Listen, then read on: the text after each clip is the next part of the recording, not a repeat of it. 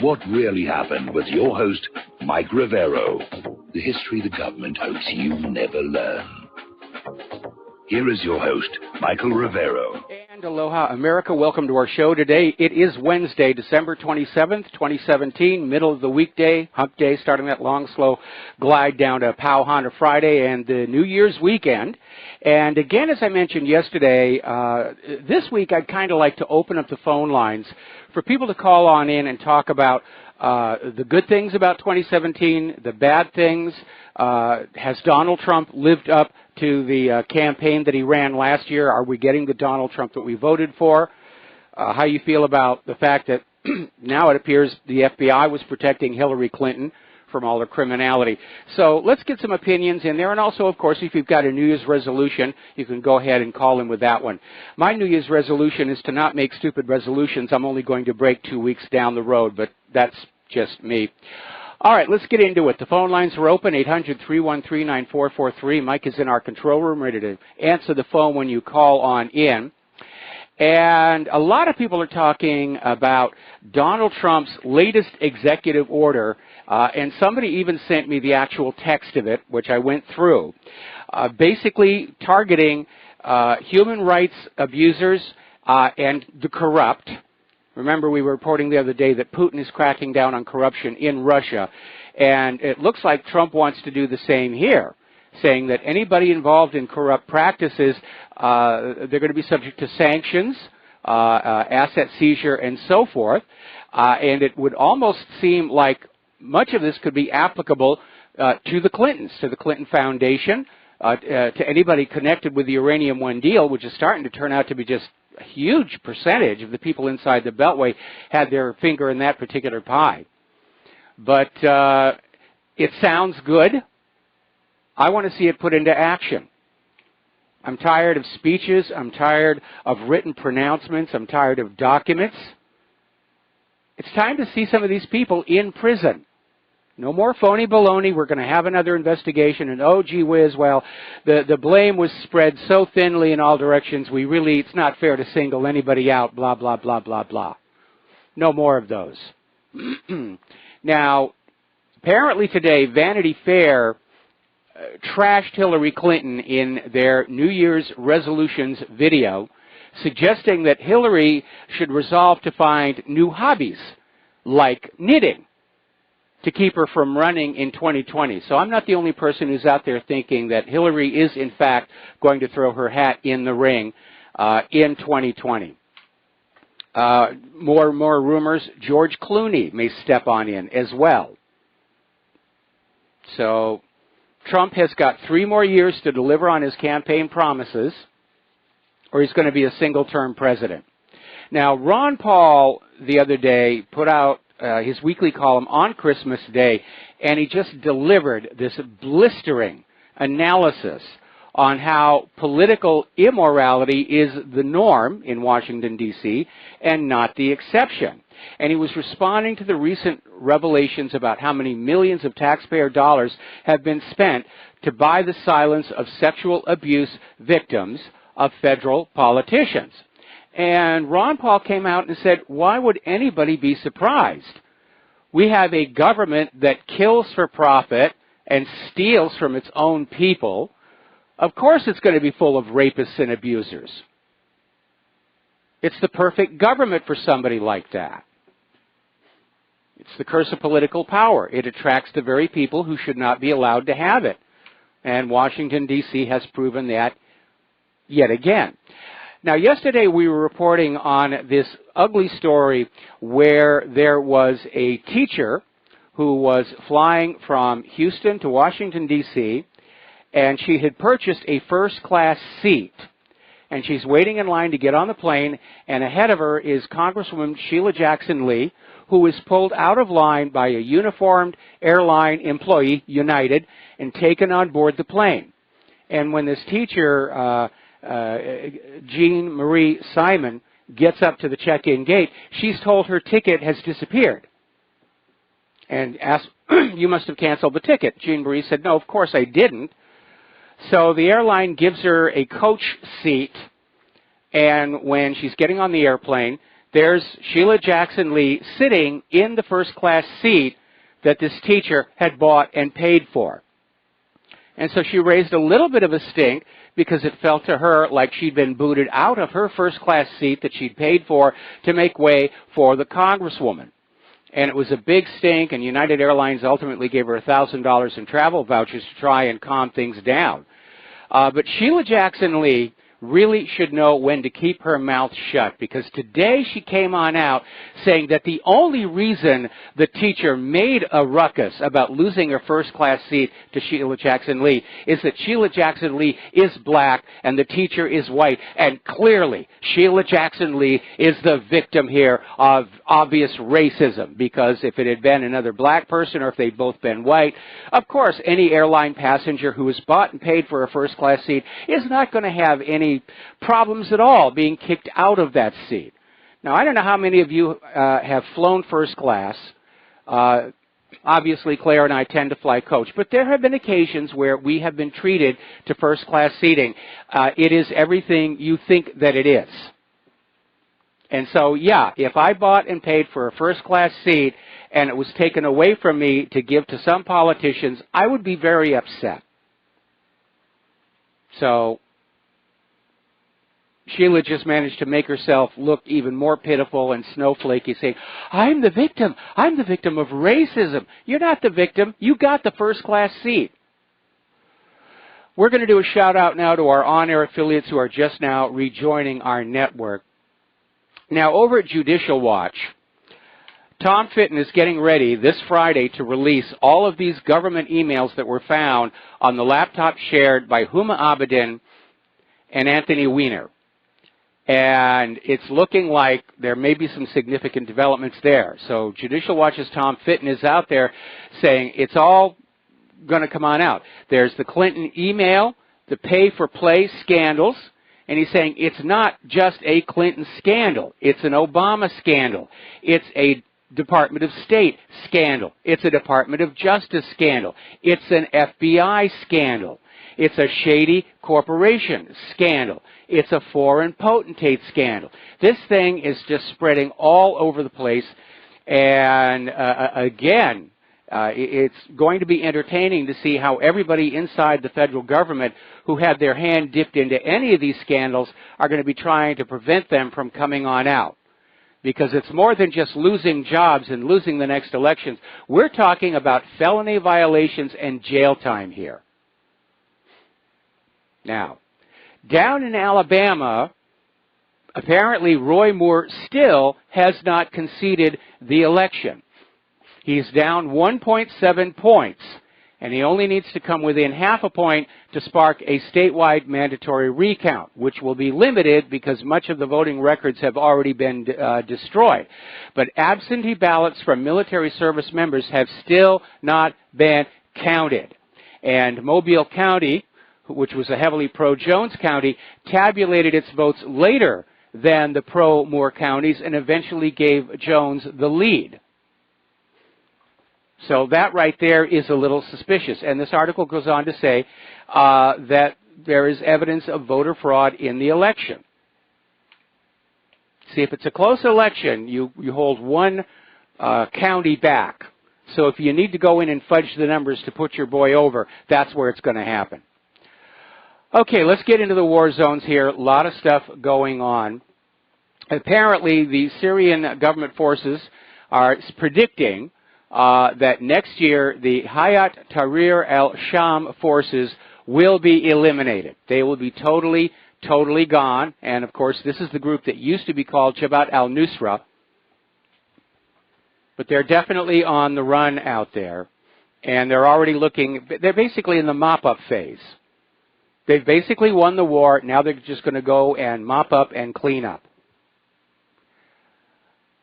Now, the chief of the Russian General Staff, Gerasimov, is out there saying that the United States is allowing their bases in Syria, which are there without the permission of the Syrian government, it should be noted, to be used to train the U.S.-backed rebels and even to mount attacks onto Syria from those bases. And obviously Syria does not like that. and obviously Russia does not like that. But even with the defeat of ISIS and al-Qaeda, the U.S. clearly still has designs on getting rid of Assad and putting in puppet rule. But as of right now, the best estimates are there are less than 1,000 Daesh fighters left in Iraq and Syria. Less than 1,000. Quite a far cry from their self-proclaimed caliphate of a year ago. Now, over in Turkey, President Erdogan is slamming Syria's President Bashar al-Assad as a terrorist. He's carried out state terrorism. It's impossible to continue with Assad. So Erdogan is definitely on board with the regime change policy inside Syria. And again, going back over the 6 years of this war, the war was always ongoing. The excuse kept changing. Oh, we're there because Assad is gassing his own people. Oh, we're there to get ISIS and al-Qaeda. We really don't care about Assad. Oh, now that ISIS and al-Qaeda are gone, we have to go after Assad because he's a terrorist. Now, Russia has cozied up to Turkey after agreeing on a 1.8 billion pound sterling arms deal. And this basically represents a snub by Turkey against the NATO allies by agreeing to buy Russian weapons.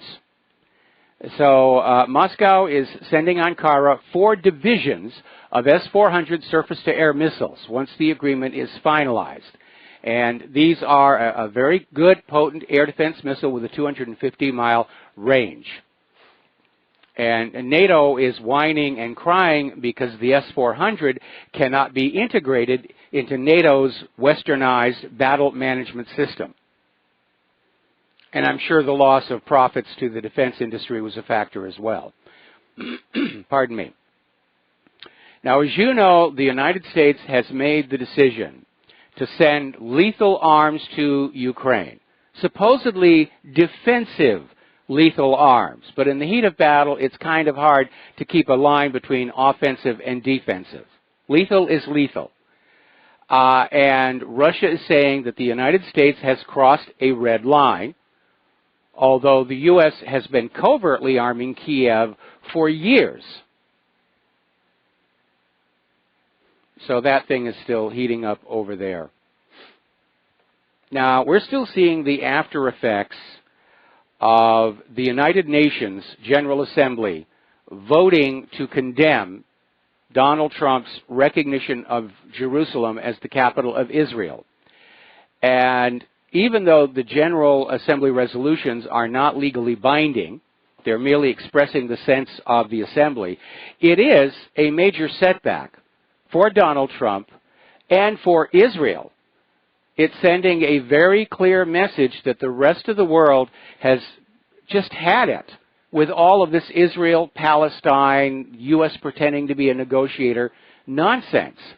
And they think it's time for it to come to a stop. And now apparently there is talk floating around the United Nations that it's time for sanctions against Israel. And you already know how badly Israel has reacted to the boycott, divestment, and sanctions movement. More sanctions from around the world. They're going to get really angry because they get really annoyed at anybody or anything that gets in the way of that flow of cash coming into their pockets. But it was a major setback. And you could have countries just taking it on themselves to start boycotting Israel. So we'll see what happens there. But it also was a setback for Donald Trump because the world basically said, we're not following the lead of the United States of America anymore. You're not the leaders of the free world. You're a player, you're coming along for the ride, but you're not the leader. And it was not a good thing for Donald Trump to do domestically because the majority of the American people do not agree with this idea of recognizing Jerusalem as the capital of Israel. Meanwhile, Israel, throwing a tantrum, has reportedly stepped up settlement construction activities in the West Bank, emphasis on illegal settlement construction. And basically, the Palestinian foreign minister has called for the international institutions to confront the move. because Israel, under international law, is not allowed to build Jewish-only settlements in occupied Palestinian land. So according to the report, 15 new settlement housing units as well as new roads are planned to be built in the area to the west, south, and east of the Aiea settlement in the Palestinian village of Jalud. And more agricultural lands are reportedly being bulldozed to clear the construction site. In other words, it's not enough that they're going in and stealing land and building on Palestinian land. They bulldoze the agricultural land to build the settlements over the farmland of the Palestinians to make it harder for them to feed themselves and their families. Now, along with cutting back the United States contribution to the United Nations by 200 some odd million, both Israel and the United States have decided to walk out of UNESCO, which is the United Nations committee that deals with preservation of historical sites and archaeological sites.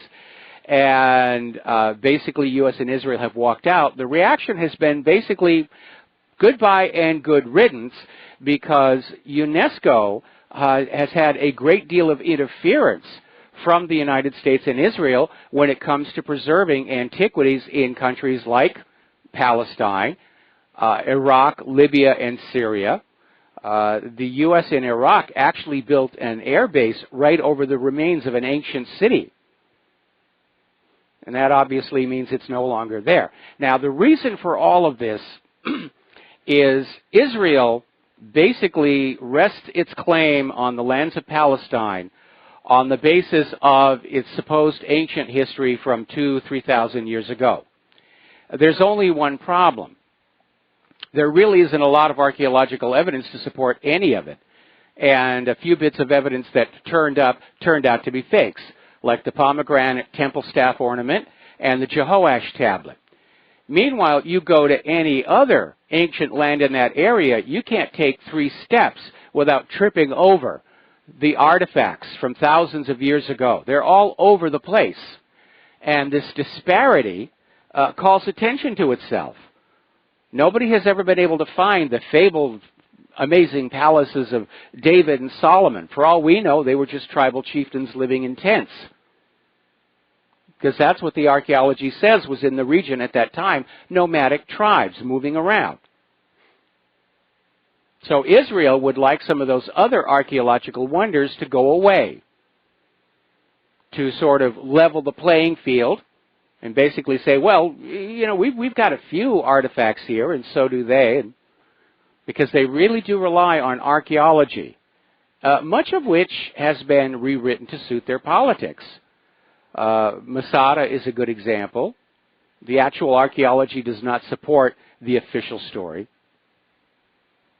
So the U.S. and Israel, as members of UNESCO, have very often interfered with the preservation of ancient ruins. And you probably remember quite a few notable temples have been destroyed in Syria during their war. Absolutely flattened. So UNESCO is kind of thinking their job might actually be easier now. So we'll see what happens with that. Apparently over in Greece, in Athens, activists stormed the Israeli embassy and threw red paint bombs at the front of the building in their protest of Israel's ethnic cleansing of Palestinians. Trump has kicked over a real hornet's nest. This is not going to go away anytime soon. And the anger just seems to be building and building at the arrogance of it all. And it was arrogant. And people are just fed up with all the lies and the make-believe and the fairy tales that Israel uses to try and steal other people's lands. We're going to take a break for commercials. We'll be right back. And aloha, America. Welcome back to our show here. And for those of you who want to help Republic Broadcasting stay on the air, the postal address to send a check or money order is Republic Broadcasting Network, 2251 Double Creek Drive, number 302, Round Rock, Texas, 78664. If you want to phone on in and becoming a repeat subscriber, the phone number is 800-724-2719, extension 03. And I've gotten some emails from people wanting an update on Claire. And I'm pretty much over this bug. Claire's still dealing with it. We took her to the doctor this morning. In fact, it was a rush getting back here for airtime, and Claire's having to come home by taxi, and she's not here yet. But she's dealing with a nasty cough. They're saying it's not pneumonia, and she's coughed so hard, though, it's put her back into spasm. So she didn't get any sleep last night. I didn't get any sleep last night. And again, today, as soon as the show is over, I'm going to be hovering over her and taking care of her. So thank you for asking, and thank you for all the get well messages, and I'm forwarding them along to Claire, and she does appreciate them. Now, getting on back to Israel, what's going on. As you know, there has been talk for quite some time about how Benjamin Netanyahu is facing some serious career-ending corruption charges. And apparently it's serious enough where they were actually trying to get a bill through the Knesset that would grant immunity to the Prime Minister while he's in office. Can't be investigated, can't be charged, can't be prosecuted. Of course, that means as soon as he's out of office, that it's all going to come on crashing down.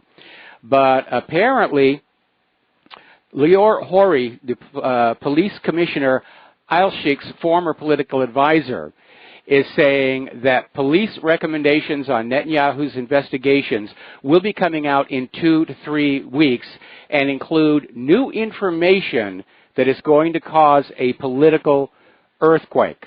Now, police spokespeople and Netanyahu's office are saying it's just disinformation. Netanyahu wouldn't hurt a fly, so forth and so on. Okay, now, getting on to Russia and Ukraine. Most of us paying attention understand that this was a U.S.-backed coup d'etat. At the time, it was denied, and now apparently enough time has passed where everybody's willing to say, yeah, we did it, aren't we really great? And Joe Biden, writing in his memoirs, is saying that he was the person who told former Ukrainian President Yanukovych it was time to step down. And he also confirmed that the U.S. was in that Kiev Maidan right up to their neck, which we kind of knew. That's how the U.S. likes to topple other governments, destabilize from within. Article coming out of shtfplan.com, and apparently they're talking about there's a report coming from an intelligence insider who is citing the director of Central Intelligence as saying war will be likely in the next 12 weeks. Now, this is supposedly based on the CIA's analysis from last October that it would take North Korea more than 5 months to have a reliable arsenal of nuclear-armed ICBMs that could hit the United States of America. Of course, this is the same CIA that totally missed the Soviet Union going into Afghanistan, or for that matter, the collapse of the Soviet Union. And I seem to recall when the Soviet Union was developing their nuclear weapons, the CIA said it was going to take 2 years, and they had it inside 6 months. So basically, the thinking is, if we're going to attack North Korea, we've got to do it before they have the means to respond. That is a heck of a gamble, given the CIA's past track record of making mistakes, just not having enough facts, not having good analysts. And they're taking a huge, huge risk with the lives of American people who would be underneath those retaliatory strikes coming from North Korea, which includes this rock I'm sitting on right now. Interestingly enough, South Korea is saying their sense is that North Korea is now ready to pursue talks in the coming year. And it may be because they want to defuse the situation. It may be because they see themselves now as negotiating as nuclear equals. But South Korea is saying this could actually happen. And remember the story we ran yesterday where somebody suggested that the opening move on the side of the United States should be an apology for the use of chemical and biological weapons at the start of the Korean War. It would be good. It's never going to happen, but it would be good. It would be very good. Now, China has apparently complied with the sanctions passed against North Korea by the United Nations, and they have stopped all oil exports to North Korea. We'll have more about this when we come back from these commercials. Join us on the air, 800-313-9443, and we'll be right back. Aloha, America. Welcome back to our show here, and Claire just got back to home, so next commercial break I'll check in with her and see what's going on. But again, thanks for your concern and get well wishes. All right, so we're talking about China has now stopped all oil exports to North Korea. Apparently, China sends oil and gas to North Korea by ships, which can be seen by satellites. And so it is confirmed that China has gone along with this.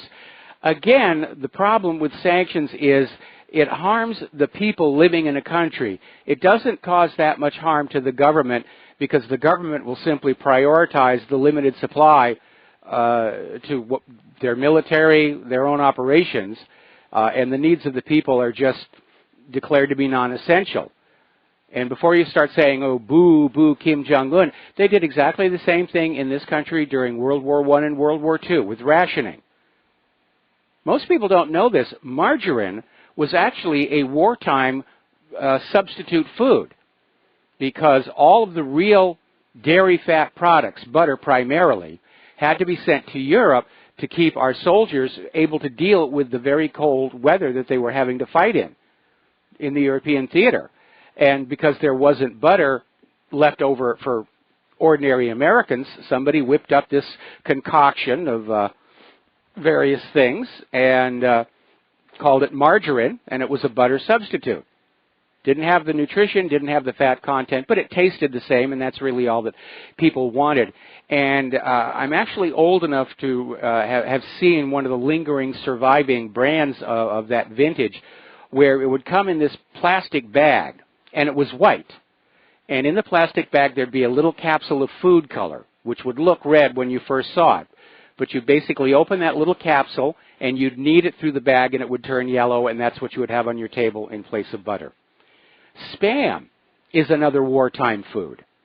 Spam basically started out as taking everything left over from the processing of more traditional meat products and just grinding it all up real fine so it was easy to chew, spicing it all up, and then packing it in a can with a gelatin fill to preserve it. That was a wartime food, soldier's food. But it really caught on here in Hawaii. And that's why when you come out to Hawaii, there's Spam restaurants all over the place. They love this stuff. There's actually a warehouse with a contingency supply so that people don't get upset if the stores run out of Spam. And so a lot of products that we have today actually began as shortcuts or substitutes during wartime. And then they just sort of adopted.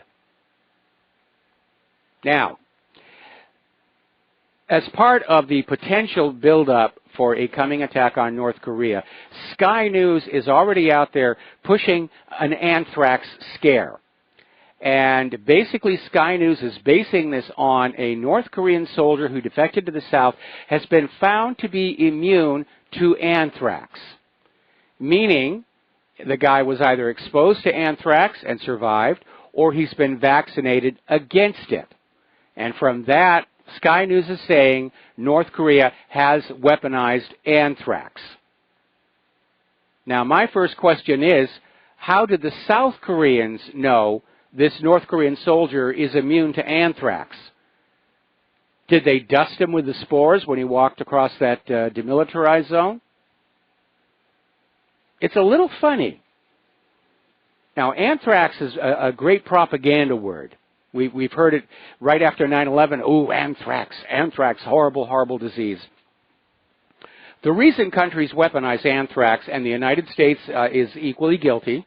In fact, the anthrax that was included in the anthrax letters after 9/11 turned out to be from a U.S. weaponized strain of anthrax from Fort Detrick. The reason it's so popular is as a battlefield weapon because of what's called secondary communicability. You can infect soldiers on a battlefield with spores, and they'll come down too sick to fight, and they'll have to be cared for. But those infected soldiers will not infect anybody else. They will not infect the doctors and the nurses and the caretakers.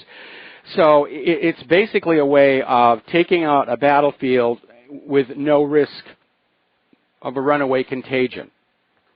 And that's why it's a battlefield weapon. When they were trying to sell the idea that terrorists were going to put anthrax in New York, anthrax is not an effective terror weapon because a terrorist biological weapon, your targeted population, has to do the work of spreading the disease for you. And anthrax doesn't work that well. But they're wagging the anthrax at us again. Ooh, North Korea, they may have weaponized anthrax. They could have a Death Star. All right, let's take a phone call here. Tom in Indiana. Aloha. Welcome to the show. What's on your mind?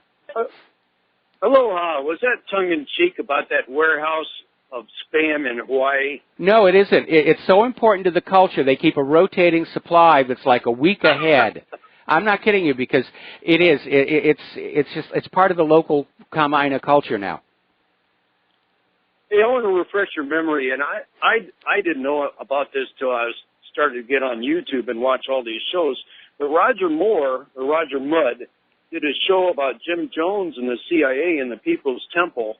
Yes. And it was very interesting how that was interworked, and that was in between the Kennedy assassination and Watergate.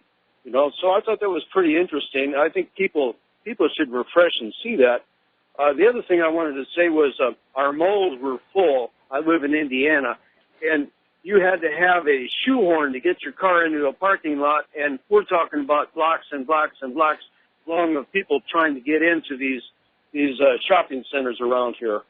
Another thing I wanted to say is I was doing some research, and I don't know if you remember a guy by the name of Lieutenant Colonel Terry Lakin. It's Lakin. Do you recall the guy's name?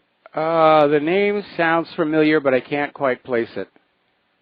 Okay, well, he was ordered to go to Afghanistan, and he questioned whether the President of the United States was a natural-born citizen because he had to follow the Constitution. And he ran into the same problems that Trump ran into about all this Russia. They had that fabrication factory that makes up whatever they want to. And he ran into that same buzzsaw. And, you know, they couldn't even get him the facts for the trial. Anyway, he was subsequently court-martialed.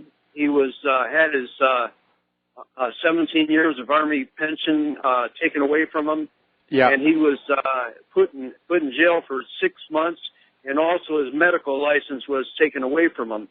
Now, I'm wondering if the people out there would help petition to try to have Trump get him a pardon so he could at least get his medical license back. I know he probably could go work in the VA hospital, but the dirty tricks that he ran into is the same dirty tricks that Trump has ran into. It seems like they honed their skill later on for Trump. So, you know, I just wanted to touch bases with you on that. And I also, in this year, I found your program. So I'm very happy. That's one of my things that my New Year's resolution is I'm going to listen to your show as much as I can in 2018. And good luck to you, Mike, and aloha. Aloha. Thank you very much for that. And, yeah, the CIA is known for dirty tricks and forged documents. There's nothing new there. It goes all the way back to Renaissance times, forging documents to falsely incriminate people. We're going to switch over now to Al in Canada. Aloha, Al. Welcome to the show. What's on your mind?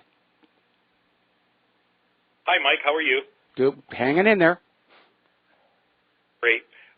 Did you ever watch Little House on the Prairie? I think one time out of curiosity, and I wasn't really that impressed. Well, there was an episode on Little House on the Prairie about anthrax. Yes. Season 5, episode 23 in 1979. And it was basically about an anthrax outbreak in Walnut Grove. And what had happened was, a cattleman's herd had come down with anthrax, which is basically a bacteria. Yes. And instead of killing, off the whole herd, which you should have done, he just, basically sold the meat to people, and there was an outbreak of anthrax. I mean, it's been around for hundreds of years, and it's just been weaponized, as of late. This century, last century. I keep forgetting we're already in like the 21st century here. But anyways, it's not something that's like new. So it's new that what the United States and other countries have done with it, and to other people. Yes, it used it as a biological weapon, but you don't have to necessarily, be dosed with it, artificially with dried spores and that. I mean, it still exists out in the wild. Yeah, but for humans, if you get anthrax just by touching the spores with your hand, such as touching the cattle, it's very mild illness. It's only when it's inhaled into the lungs that it's a major, major problem, and that's why the weaponization of anthrax is about these very fine spores that drift down on the air and are inhaled by the soldiers. Yeah. I just wanted to, give you a call and let people know, because, I know, like, some people don't know these things, right? Yes. But this stuff has been around a long, long, long time. It's nothing new, It's like, oh, my God, it's anthrax. No, it's not that bad, Well, I mean, for ranchers, it could be the end of the ranch. I mean, if it got out of control. And, the idea is when cattle are exposed, they have to be put down. So I can understand why they did that episode on Little House on the Prairie. But anthrax has been around for a very long time. It's been a major problem for the cattle industry. I think it was Louis Pasteur who basically came up with a way to vaccinate cattle against anthrax, and that's why it's no longer the problem it once was. But you're absolutely right. The weaponization of anthrax as a weapon to use against human beings, that's relatively new. All right. I just wanted to chime in and share that, because obviously some people don't know. I appreciate your time, Mike. You have a good one. Thanks an awful lot. We're going to let you go here. And, the vast majority of biological weapons are, in fact, adapted from already existing life forms. And they just fine-tune them to use as a weapon. That's hence the name weaponization. So Sky News is out there screaming that North Korea probably has weaponized anthrax on the basis of this one defector who somehow or other they discovered is immune to anthrax. That's the weak point in the story. Now, down in Africa, in Cameroon, Cameroon is a French-speaking nation ruled over by President Paul Biya, who's been in that office since 1982. But over in the western part, close to the border with Nigeria, most people speak English. And they're talking about creating a new nation in Africa out of a tiny part of Cameroon and possibly Nigeria. And they're planning on calling it Ambazonia, which is an interesting little name. But that's definitely going against the direction of the New World Order and the global government. Okay, turning to the economic news here. Russia and China are backing the petro-yuan and phasing out the U.S. dollar. The world's largest crude oil importer, China, is likely to roll out the petro-yuan next year. This is a prediction from Saxo Bank, and Beijing's largest oil supplier, Russia, would gladly accept the yuan to phase out the dollar in trade with China.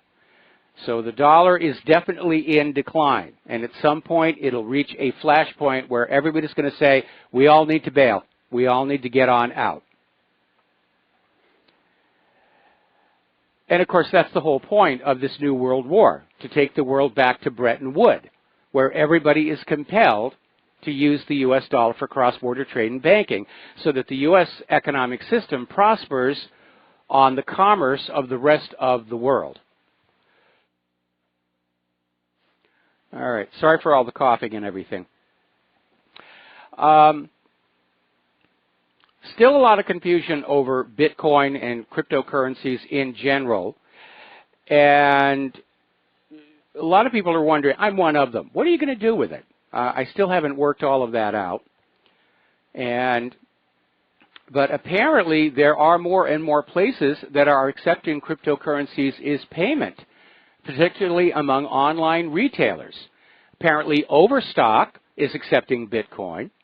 Apparently there are realtor agents in the U.S. and Great Britain that are accepting Bitcoin payments for homes. And apparently in Albany, New York, there's a car dealership that specializes in supercars that will let you pay for them in cryptocurrencies. So in theory, you could go up to this car lot, type over your Bitcoins, and drive away in a brand new Lamborghini. Well, that's kind of interesting. Now, somebody put up a video, and I'm going to give you the headline exactly, because I want you, during this next commercial break, go to the main page of whatreallyhappened.com and look for it. And the headline reads, "Welcome to Skid Row 2017. It is a video somebody shot from a car driving through downtown Los Angeles, through this one area where 20,000 homeless people are living on the streets. You cannot look at this video and think that we have a healthy, functioning economy.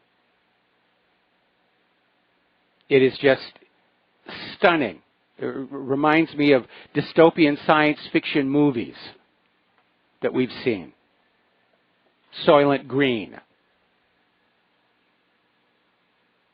So again, the headline is "Welcome to Skid Row 2017."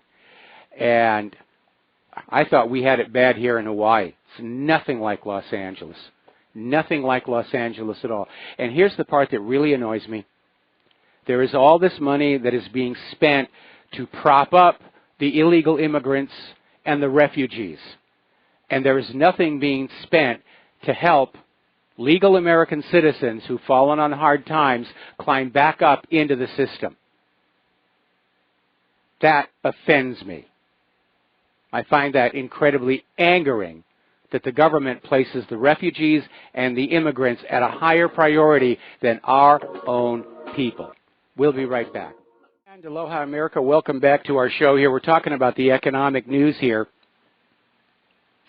And there's an article talking about OPEC and how that deal may actually be in trouble, could collapse. And basically the OPEC agreement among those oil-producing nations keeps the oil market on track, basically balancing supply and demand. But if the group were to overshoot on tightening, OPEC members could begin cheating, and that could lead to an unraveling of the deal. Now that would have serious repercussions for investors in oil products. But without OPEC holding everybody together in this cartel, we might see prices drop as the individual nations try and struggle for a larger share of the market. We're getting another report. This one is still unconfirmed, that China may still be trying to find a way to sell oil and gas to North Korea. But at this point, we're not sure how real that one is. Over in Scotland, next year, they're starting an experiment in universal basic income. And so people living in the cities of Glasgow, Edinburgh, Fife, and North Ayrshire may soon receive an unconditional monthly sum from the government as part of a series of universal basic income pilots currently being explored with support from the local government. And it sounds like a good idea. Every month you get free money, and you go on out and you pump it into the economy. Huzzah, huzzah, huzzah. The issue is, where is all the money coming from to begin with? Because at the bottom of any functioning economy, you have to have people who are trading their skills and their labor for decent wages and salaries. If you're just creating money out of thin air to pass out for free, it's going to look really good for a short amount of time until the inflation kicks in. Now, up in Europe, there is a growing phenomenon, and it's particularly prevalent in Norway. And it has to do with the refugees and the assimilation problem, because apparently immigrant families residing in Norway are sending their children back down to Somalia to what are called Quran schools. And they're doing this even against the kids' own wishes to prevent the children from being westernized, to prevent them from adapting to the European culture. And again, that is usually not what makes a good refugee or migrant. You celebrate your own culture in your own home, but once you're outside that door, you're in a new country. And that country has its own culture, its own tradition, its own laws, its own language. And Teddy Roosevelt used to say it. If you want to come to the United States as an immigrant, welcome. Just remember, you're now in the United States. We have one language, English. We have one set of laws you will have to follow. That's just polite. All right, we're going to take a break for station identification. Join us on the air, 800-313-9443. We'll be right back. Aloha, America. Welcome back to our show, hour number 2. The phone lines are open, 800-313-9443. Now, as you know, we're coming up on the Winter Olympics, and there's already this big stink about keeping the Russians out, and the U.S. may boycott. And I think sports, like science, should be free from politics. But that's not the world that we live in. Interestingly enough, the European Union says that they are going to change the way athletes from the European Union member nations are being presented. And instead of having the French team and the Swiss team and the German team and the Italian team, the EU wants a single European Olympic team to get away from all this nonsense about national identity. And I imagine the teams will be very, very large. But you know, there really is nothing wrong with a national identity, unless you're a globalist, and you want that all to go away. So it's one planet, one throne, one private central bank. So they're getting into the politics of the Olympics again. Here's an interesting little story. You've all heard of the Southern Poverty Law Center. They list my website on their official list of websites you should never, ever, ever, ever, ever look at, or your nose will fall off, of which I'm very proud, I might add. Apparently over Christmas, their hate tracking system was tracking hashtags, hashtag Christmas, hashtag Merry Christmas, hashtag Jesus, and hashtag Christmas Eve. And according to the Southern Poverty Law Center, people using these hashtags, Merry Christmas, represent a range of extremists, from conspiratorial fringes of mainstream conservatism to outright white supremacists. Ooh, Christmas is bad, Christmas is bad. No, Southern Poverty Law Center, you're just trying to politicize it again.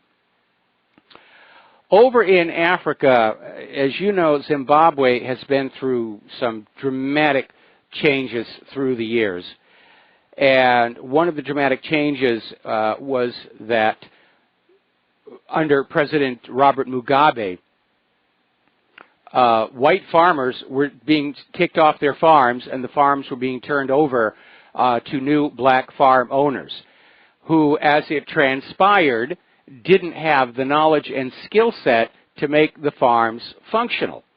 So they basically just lay there fallow, not producing food, increasing the economic pressure in Zimbabwe. But under the new government of President Emerson Mnangagwa, I think I got that right, they're reversing it. They're going back to the white farmers and saying, go home, the farm is back to being yours, get it up and running again. So a little bit of progress being made there.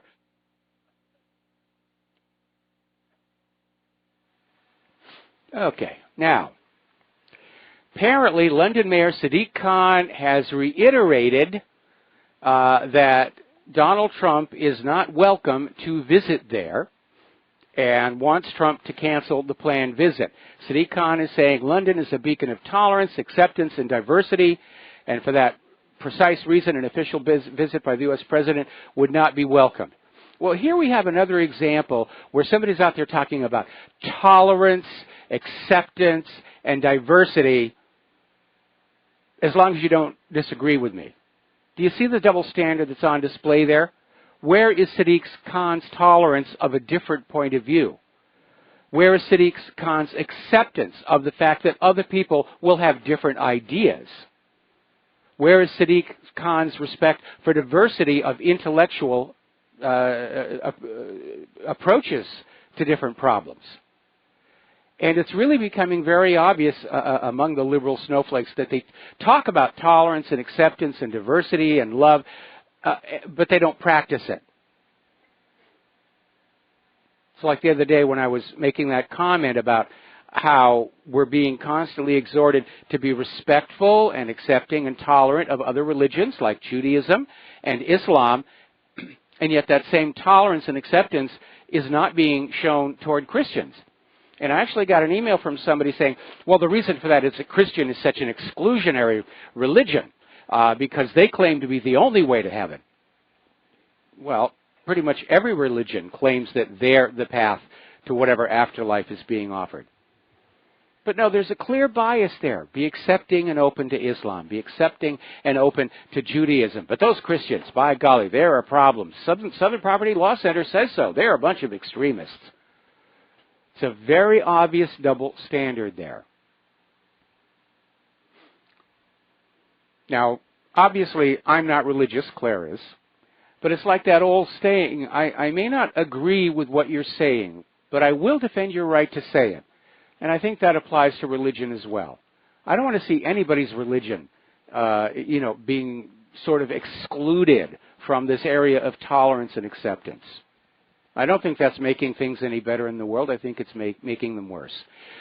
All right, we're going to do a shout-out now to our on-air affiliate who just rejoined our network here. Let me punch a few buttons, get things going. Over in Saudi Arabia, apparently they have released 23 of the Saudi oil billionaires who were arrested last November on corruption charges. And apparently 23 of them out of 200 reached basically settlement deals with the government, where they turned over a portion of their fortune to the government, which is cash-strapped, and now they've been set free. Some of the others are basically still making a decision. Some are actually going to go to trial because they think they're innocent of the corruption charges. What's interesting, of course, is they are being treated very well. They're being held at Riyadh's luxurious Ritz-Carlton Hotel. So it's not like they're enduring any real hardships, although there have been rumors of some physical abuse on some of the more recalcitrant individuals there. Now, I really did not want to get into the Las Vegas massacre again, but there's a lot of stuff going on, a lot of videos out there insisting that there's gunfire coming from here, from there, and everywhere. This story kind of stuck out. And I want to preface it with a reminder that not too long ago it came on out the Mandalay Bay Hotel had hired a public relations firm that was deliberately planting bizarre, nonsensical conspiracy theories all over the Internet to muddy the discussion as to just what happened at the Mandalay Bay Hotel and that concert across the street.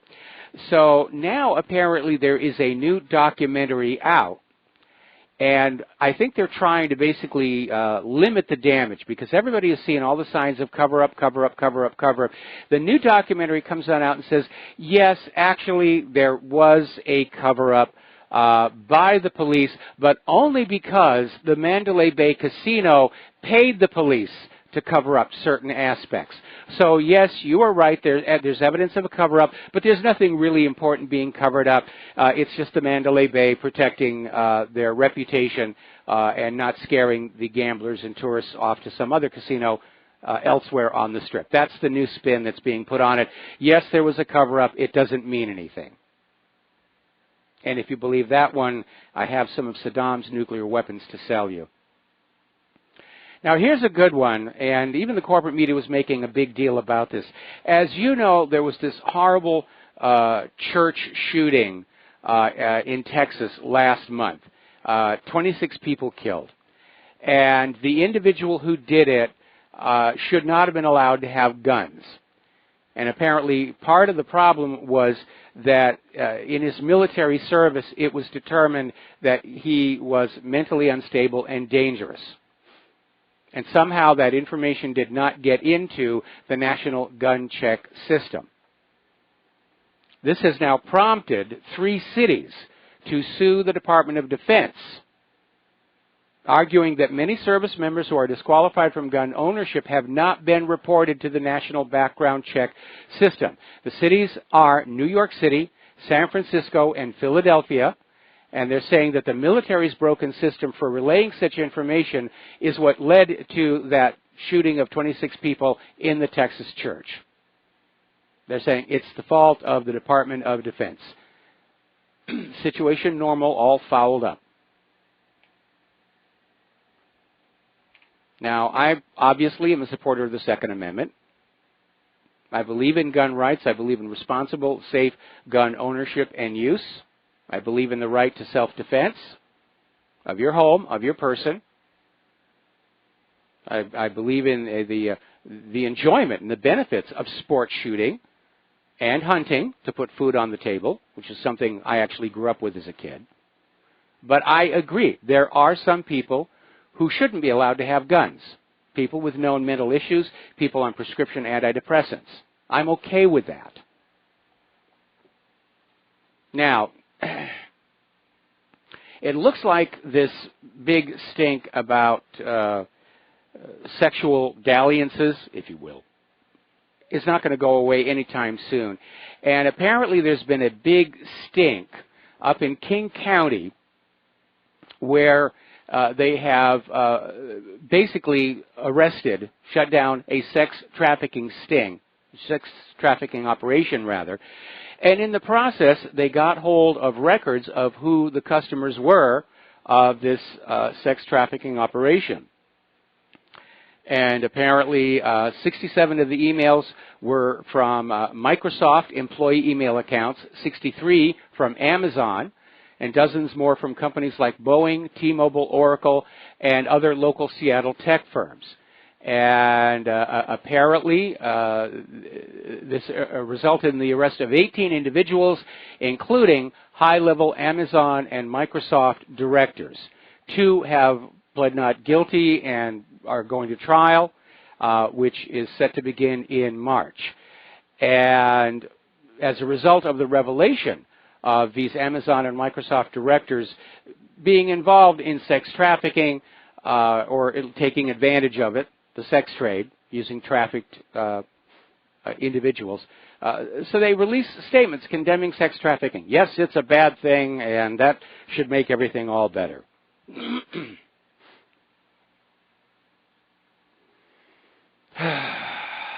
Now, story coming out of the Daily Mail in Great Britain, and it's amazing where we have to go to Britain to read about this stuff. But apparently, Snowflake students are making a list, checking it twice, and they're basically making lists of trigger words and then demanding that books that have any of these trigger words are taken down from university libraries. This is from Higher Education Minister Joe Johnson. And the universities have warned institutions they have 4 months to clamp down on student zealots who restrict free speech on campuses, which is exactly what's going on. And when I posted this article about the snowflakes demanding books be removed for having just certain individual words, I paired it with a photo of the Nazi book burnings, because that's how that got started. Oh, there are certain words our people should not have to look at.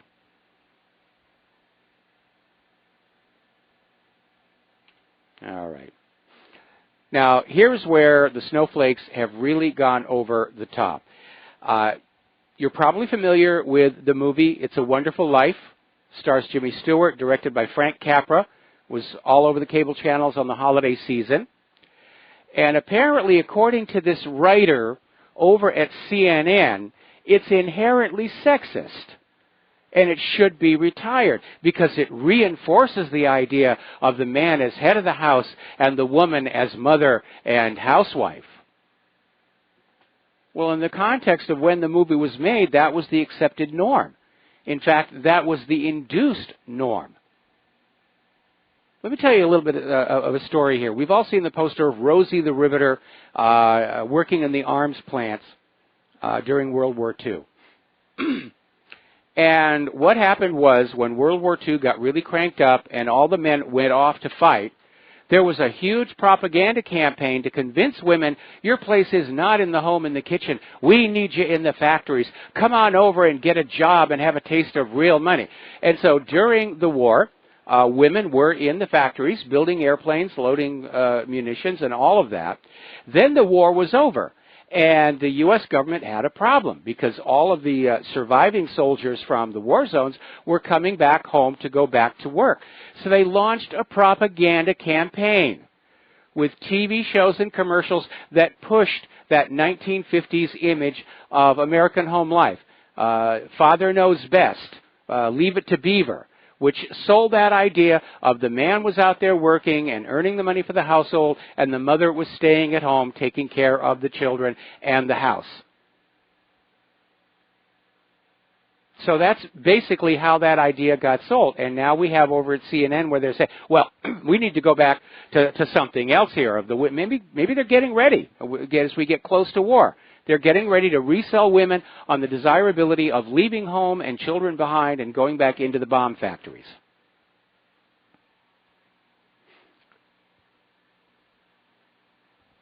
So, there we are. Now, this story actually started a little earlier in the week, but it's worth a mention now because of so much that is going on in our country that is the same. Apparently, over in the British National Archives, a massive amount of government documents have just gone away. Golly gee, they were here just a week ago, Governor. And apparently there's a lot of documentation about the Falkland Islands War, the notorious Northern Irish Troubles. And apparently it's come on out that civil servants have simply removed them from the National Archives, according to an investigation by The Guardian. And by odd coincidence, which means it's not a coincidence, the disappearance affects some of the most controversial parts of 20th century British history, namely papers concerning the Falkland Islands Wars and British colonial rule in Palestine. So the files have just walked on out. How 1984 can you get? Because if you remember, that was Winston Smith's job, was to erase or edit history, to line it up with modern dogma. Now, hopefully you all had a very pleasant holiday dinner, but apparently Tesco had some kind of a major supply chain problem because apparently their turkeys they sold for Christmas dinner were described by customers as rotten, rancid, tasting like acid and bleach. And they flooded social media with it, and a lot of customers just didn't even want to take a chance, and they just abandoned the turkeys and went to takeout or some other form of meal. But how do you make a goof that bad? How do turkeys that are that rancid get all the way through the supply chain without somebody noticing something about it? You have to be very careful. You have to be very careful, even here in the United States of America. Check the X dates, and even then you can't be sure. Now, some products like canned fruit, canned vegetables will last beyond the X date or the best by date. Meat and dairy products, not so much. And some markets have actually been caught simply changing the X date, add a few more days on there. So it's kind of weird to be living in a society where you feel like the places you do business with are your adversaries. where you've got to be on constant guard that you're not being sold something that will make you ill just for the sake of a fast buck. Now, apparently, Apple has been hit with a massive fine, $25,000 per day, over their part in the Qualcomm antitrust lawsuit. And apparently, the judge imposed the fine out in San Jose, California. It's retroactive to December 16th and will remain in effect until December 29th, which is Friday. If Apple has not produced all the documents covered by an order issued in October, the fine will be increased. And Apple says it's going to appeal the ruling. And this is a case between the Federal Trade Commission against Qualcomm, who apparently is engaged in some very questionable practices to capture the lion's share of the smartphone market. We'll be back after these few words. Aloha, America. Welcome back to our show here. And we're talking about the Qualcomm case.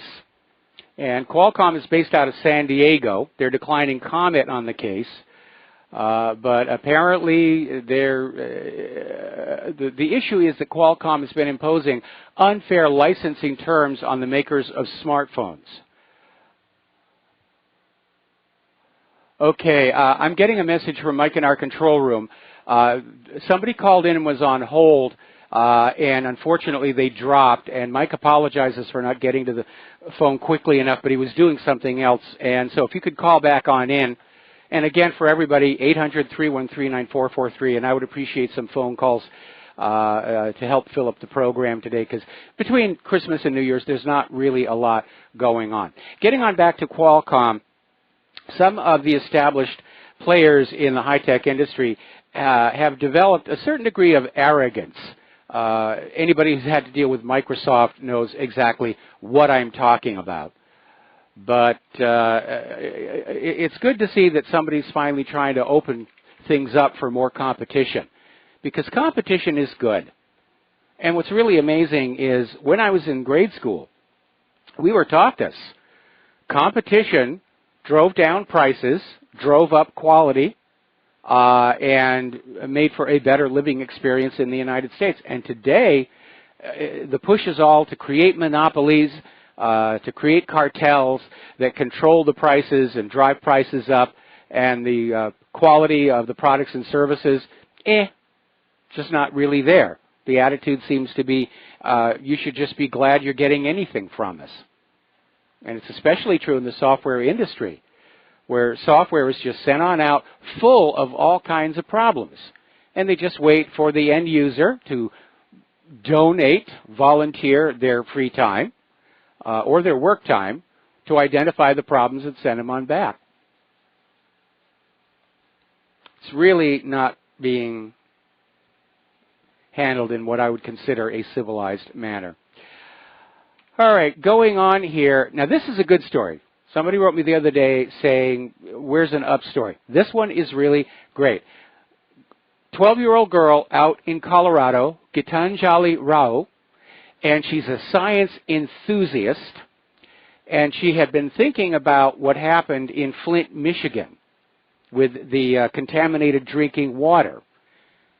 Now, this is a 12-year-old kid, basically put together, invented a device, and it works in seconds.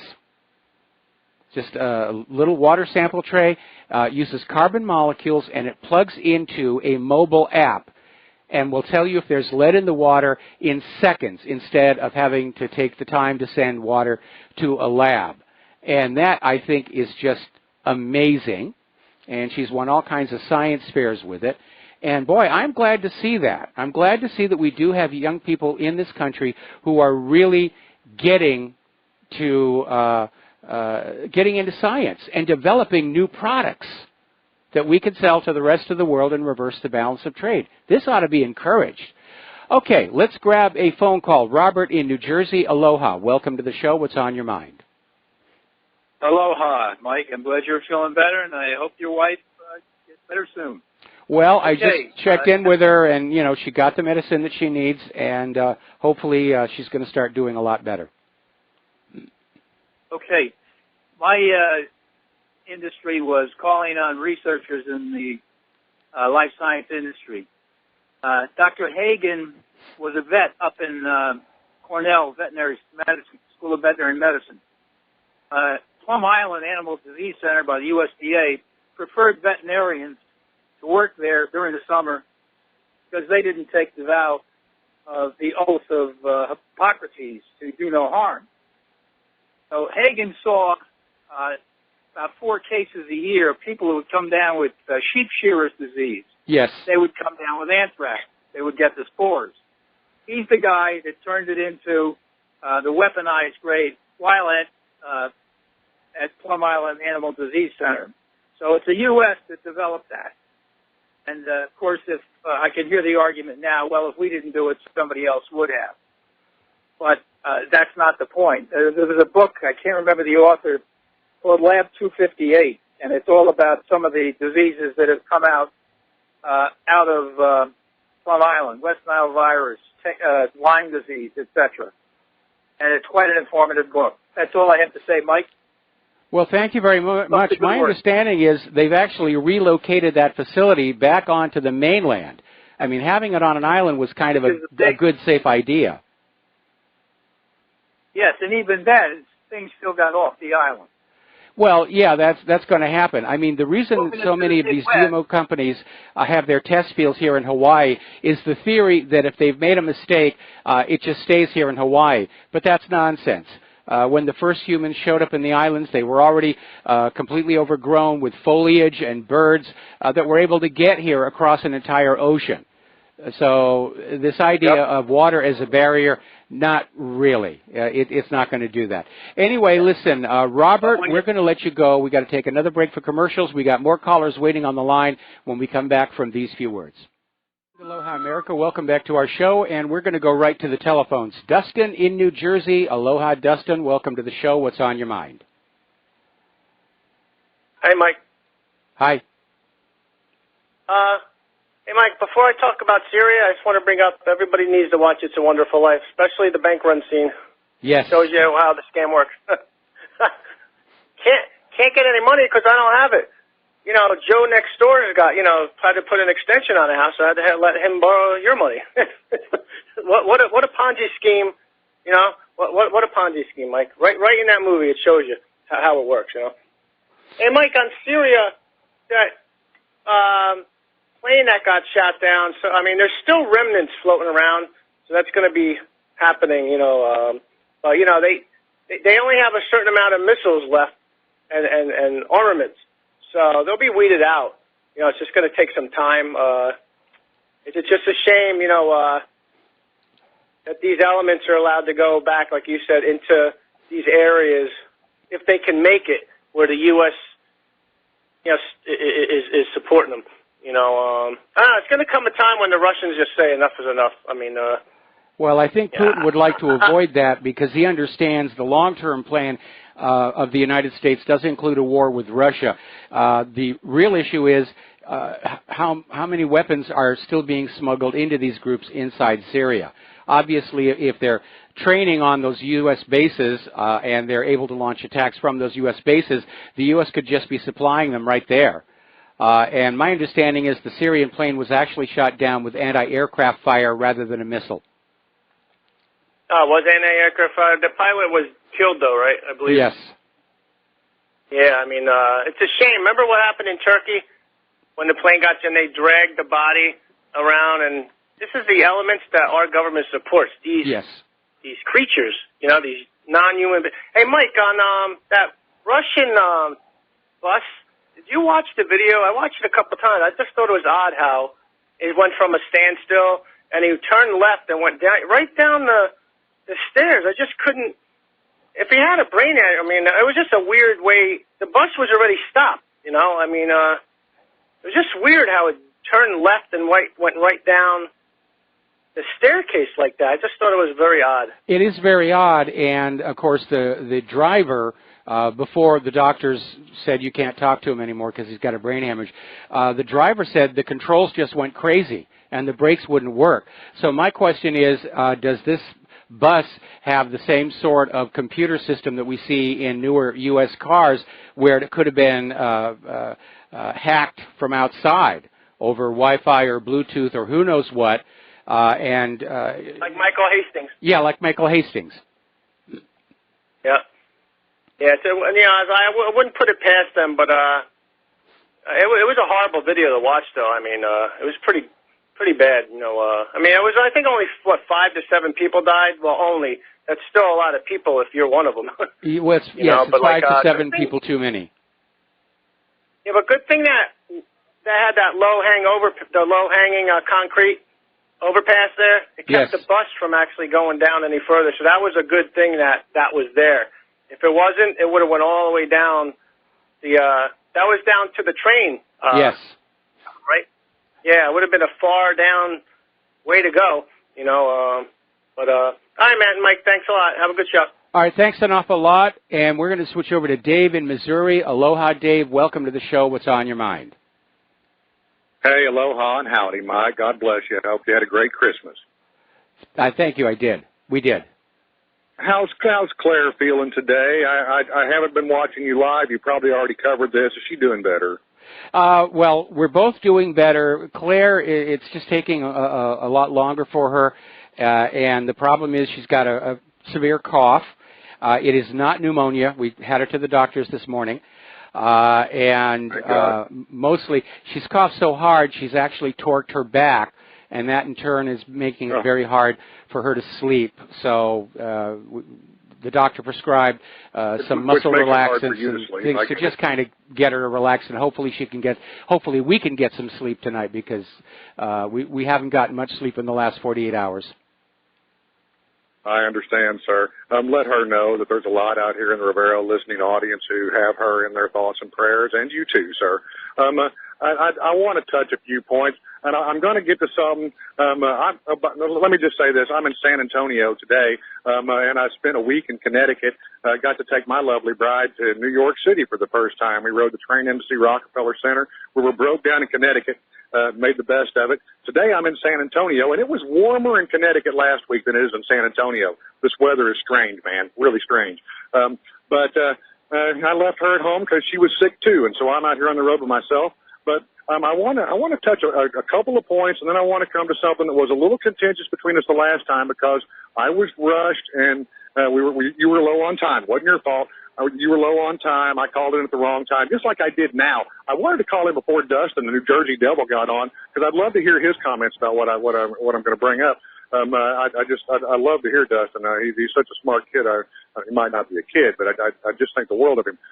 But how about Trump's executive order freezing the assets of corporations, foundations? I love that word in there. Individuals. Man, my word is that the D.C. lobbyists are like having to change their underwear every 2 hours. And the Podesta group is gone. Trump's not given enough credit for just scaring these people to death. Do you think it could possibly be that what you and I, would never have believed would happen in our lifetime could happen, and the Clintons might just see justice in 2018? Well, obviously, I would like to see that happen after what the Clintons did to Claire and I 24 years ago. The issue here is Trump needs the cooperation of his administration to carry out the executive order. And he could run into the same degree of bureaucratic resistance that John F. Kennedy did when John F. Kennedy wrote an executive order basically breaking the Central Intelligence Agency up and moving covert paramilitary operations back over to the Department of Defense. And that executive order was simply never carried out because nobody who was along that chain of command wanted it to happen. So it's like I said earlier in the program, it sounds good, it reads good, it would in fact bear on the Uranium One sale. But I'm not going to get excited until I actually see something happen, like handcuffs around Hillary Clinton's wrists. Well, we've lived long enough to know that you don't you don't eat the turkey before it's baked.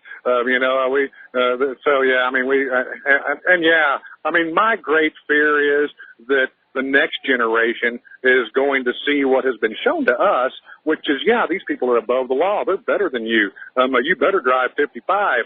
You better pay your taxes. You better walk in line. But these folks just get to slaughter and maim and rape at will. Brings me up, I'm sure you've probably heard this. I love what Ron Paul had to say. Hey, you think the architects of the welfare, warfare economy aren't also rapists? What's wrong with you? Maybe, just maybe, there's context finally coming to this where people who have lived their lives by morality and tried to dot the I's and cross the T's, not because we had to do it. We could have stolen from Walmart. We could have shoplifted everywhere we went. We could have skated on our taxes, but because we had values and we believed that it was important to contribute to the country and set an example for our children to be loving neighbors. Man, it would just be so cool if that could finally be vindicated and justified rather than see the thieves win every single time and skate away with all the money, and political power. What about QAnon, man? I am a hillbilly, so riddles kind of befuddle me. I don't have a lot of time for that. But I've been studying into this some lately, and it just seems like there is a deep source that's trying to telegraph that something real is going down behind the scenes, and it could come all at one time. I don't know. I haven't heard you talk about that, but, I don't get to listen all the time. What's your view on QAnon? I haven't paid that much attention to QAnon, and I tend not to pay attention to very vague suggestions that something might be getting ready to happen. I really take the position of when it happens, then we'll deal with it. Because we have seen too many times where online trolls and propagandists and outright hoax websites, of which there is a growing number, will come on out and tease and say something like, one of the latest was George Soros suffered a heart attack. Completely false, completely false. Yeah. Just put out there to get everybody confused. So again, going back to Donald Trump's executive order, it reads really well if it can be implemented and directed against those who really are corrupt. It would be a good thing. But again, because Trump is surrounded by people who like things just the way they are, we may see absolutely nothing come of it.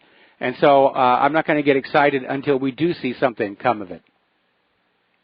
No, I hear you, man, and I think the same way. I'm so tired of being teased and lied to. I'm an Arkansas boy. I've seen this go on forever, where they just blame their opponents for what they do and skate because all the press, all the media tells their lies. This has gone on forever.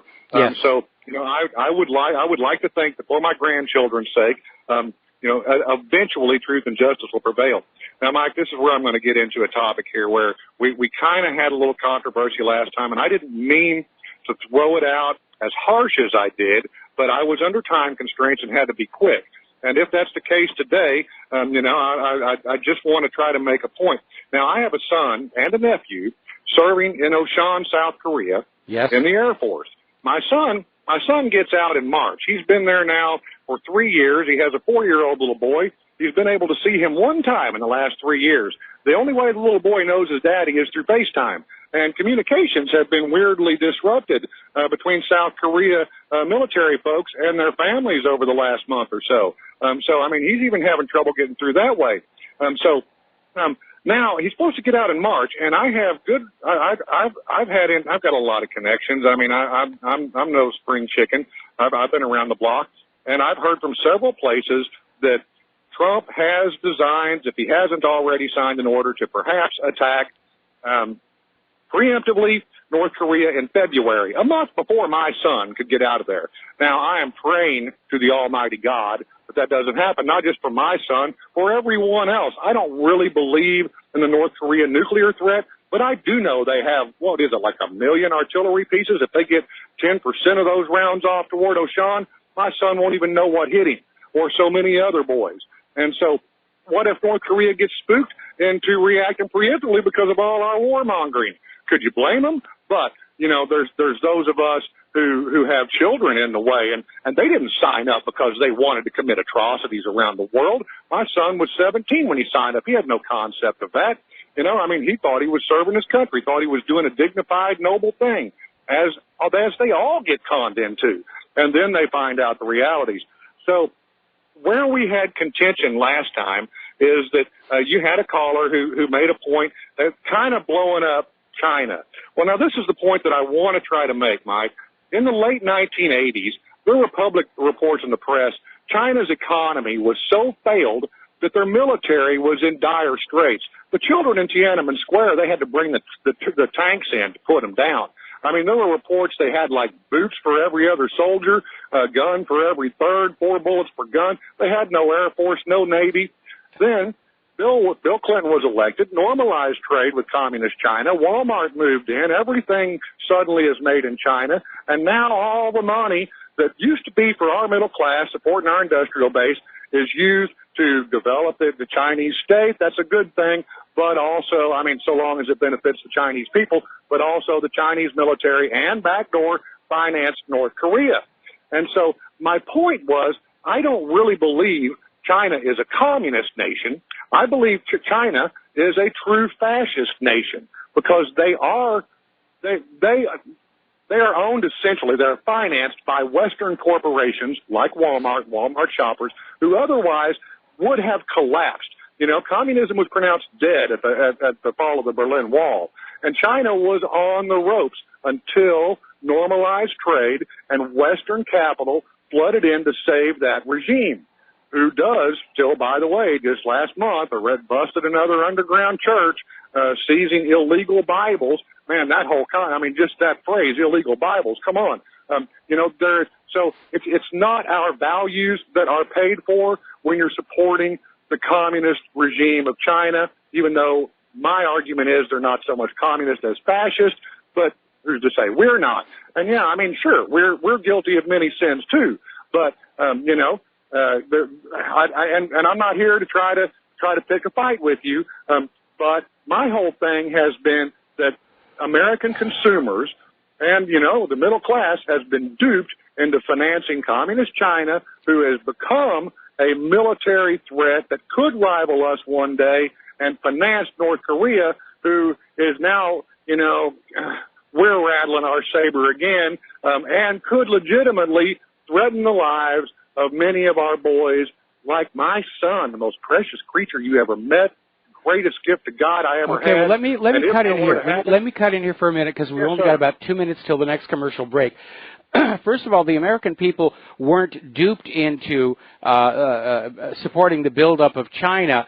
It came about simply because our government created laws which allowed American corporations to offload their manufacturing to China, where the manufacturing costs were going to be cheaper. And the fact that China prospered from it was the inevitable result of that. I don't think there was any other motive behind that. But yes, China took the money and they built up not just their military but their infrastructure. They're just now completing the world's largest radio telescope. It dwarfs the one down there in Arecibo. And so they're prospering because they are a manufacturing economy. And I don't think China. But is that beneficial? Has that ultimately been beneficial to the American way of life, the middle class, our industrial base, our infrastructure, our grandchildren?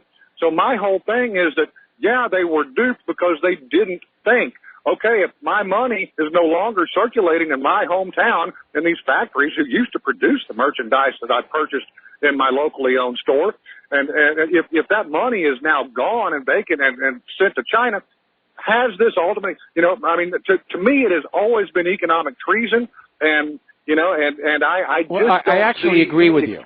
I actually agree with you, and unfortunately, I am going to have to say goodbye because we got to do a commercial break and we've got other callers waiting on the line. God bless you. God bless Claire. Happy New Year to your audience, and please pray that sanity can somehow rule the day in 2018. God Definitely bless. On that last one. All right, thank you for the phone call. We'll be right back. Aloha, America. Welcome back to our show. We're going to go back to the telephones. Mark in North Carolina. Aloha. Thank you for waiting patiently. What's on your mind? How you doing, Mike? Doing okay. Mike, by the way, my best wishes to Vera. Could you speak a little louder, please? Yeah. Yes, you're on the air. Hello? Yes, there you are. Still there? Yes. Okay, I'm sorry. Saying my best wishes to Clara. I will. I hope she feels better. Anyway, I'm just wondering what's going on in Donald Trump's mind right now. He gets us into another war.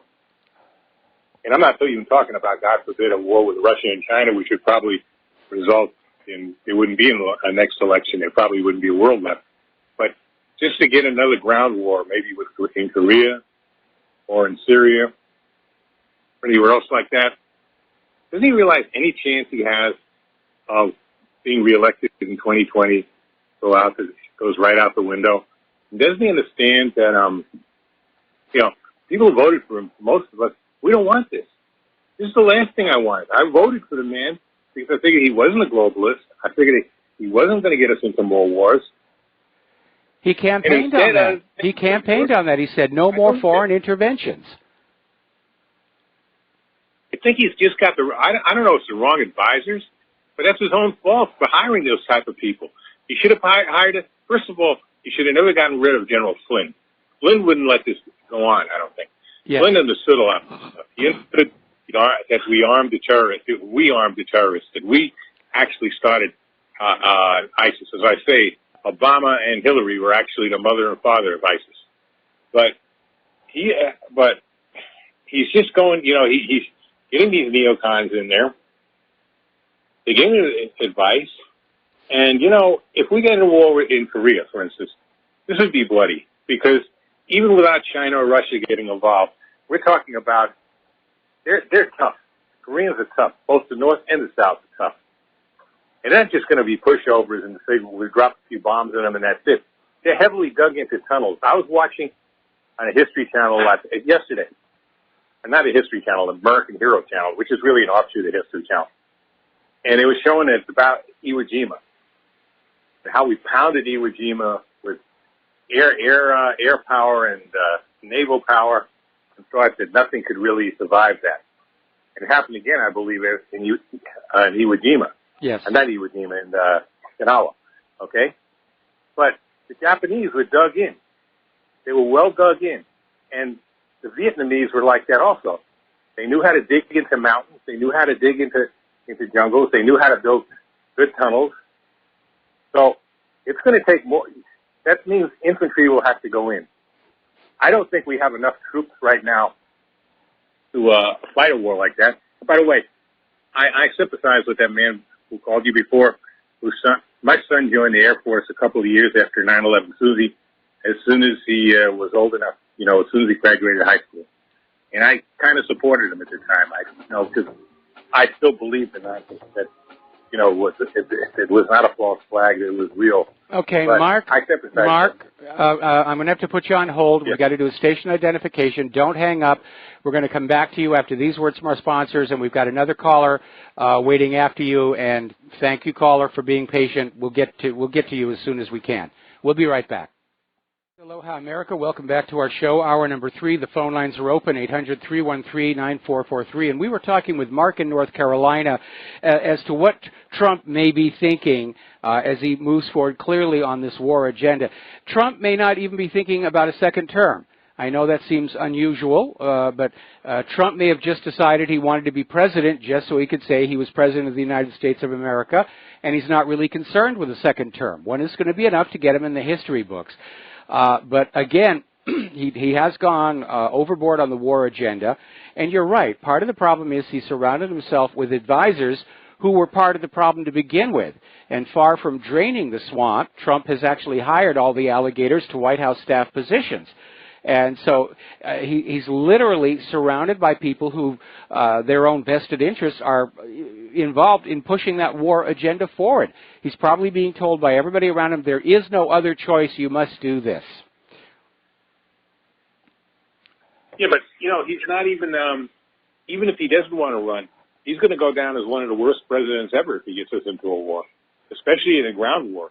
Again, we're not going to have, thank God my son didn't re-up. He didn't re-enlist. Okay, he he did his tours. He did 6 years, and he left.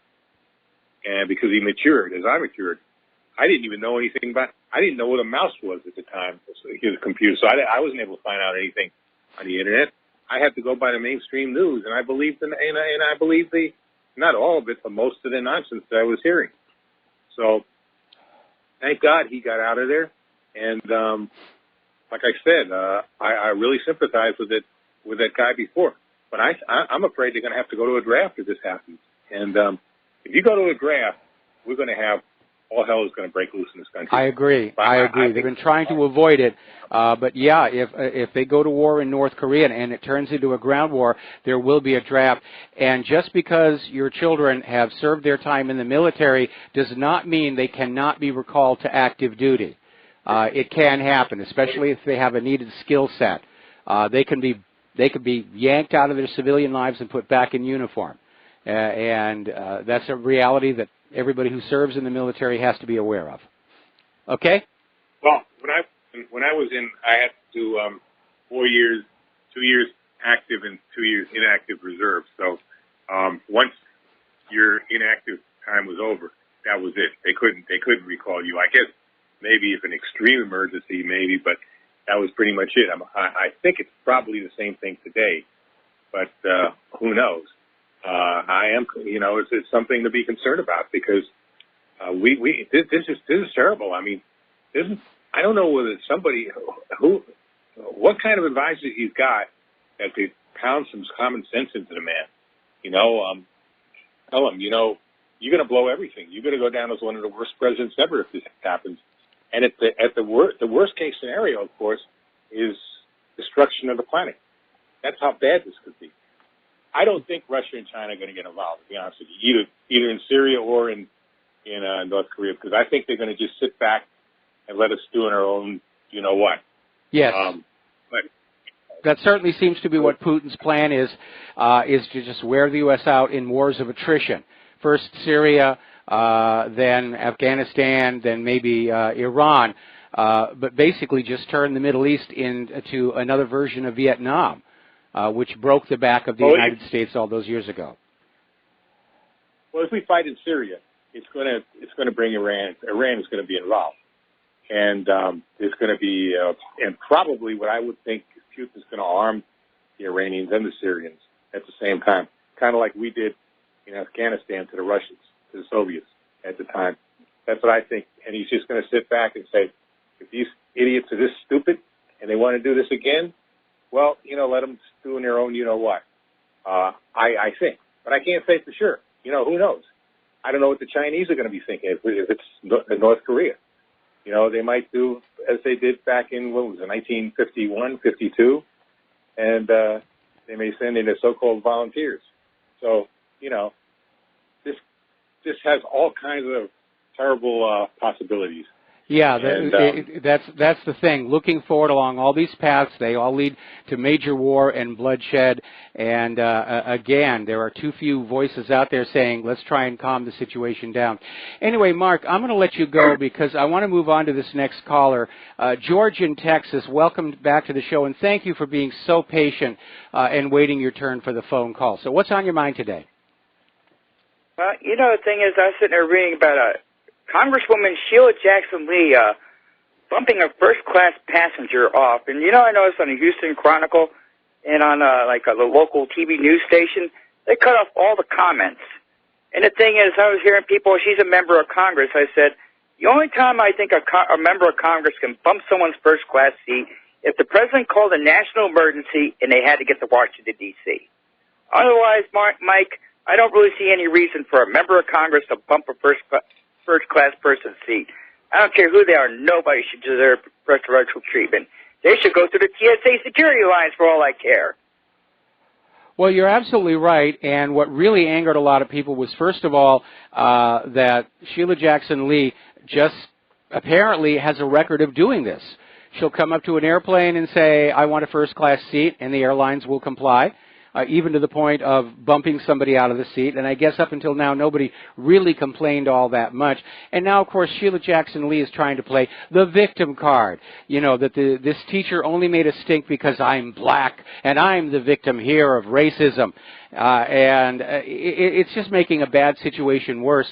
And the reason they're cutting off all the comments on the coverage of this story is because the comments have been almost universally negative. That if there wasn't a first-class seat available, Sheila Jackson Lee just should have accepted the luck of the draw and gotten whatever seat that she could. But to try and apparently pull rank and kick somebody else out of the seat they'd already bought and paid for, that's abuse of power and abuse of authority, and it's not what the United States is supposed to be like. Well, you know, the thing is, I mean, and the thing is, too, it's more like Sheila Jackson Lee, I heard she is just as nasty and verbally abusive as Hillary Clinton. And, you know, this kind of, and the thing is, Sheila Jackson Lee is the purpose why we need term limits and need to go back to paper ballots. Absolutely. Absolutely. And again, going back to Ron Paul's column on Christmas Day, and he's saying, yes, why is anybody surprised that our government behaves like this when the government as a whole believes in looting and plundering and pillaging the American people, foreign wars to steal their wealth?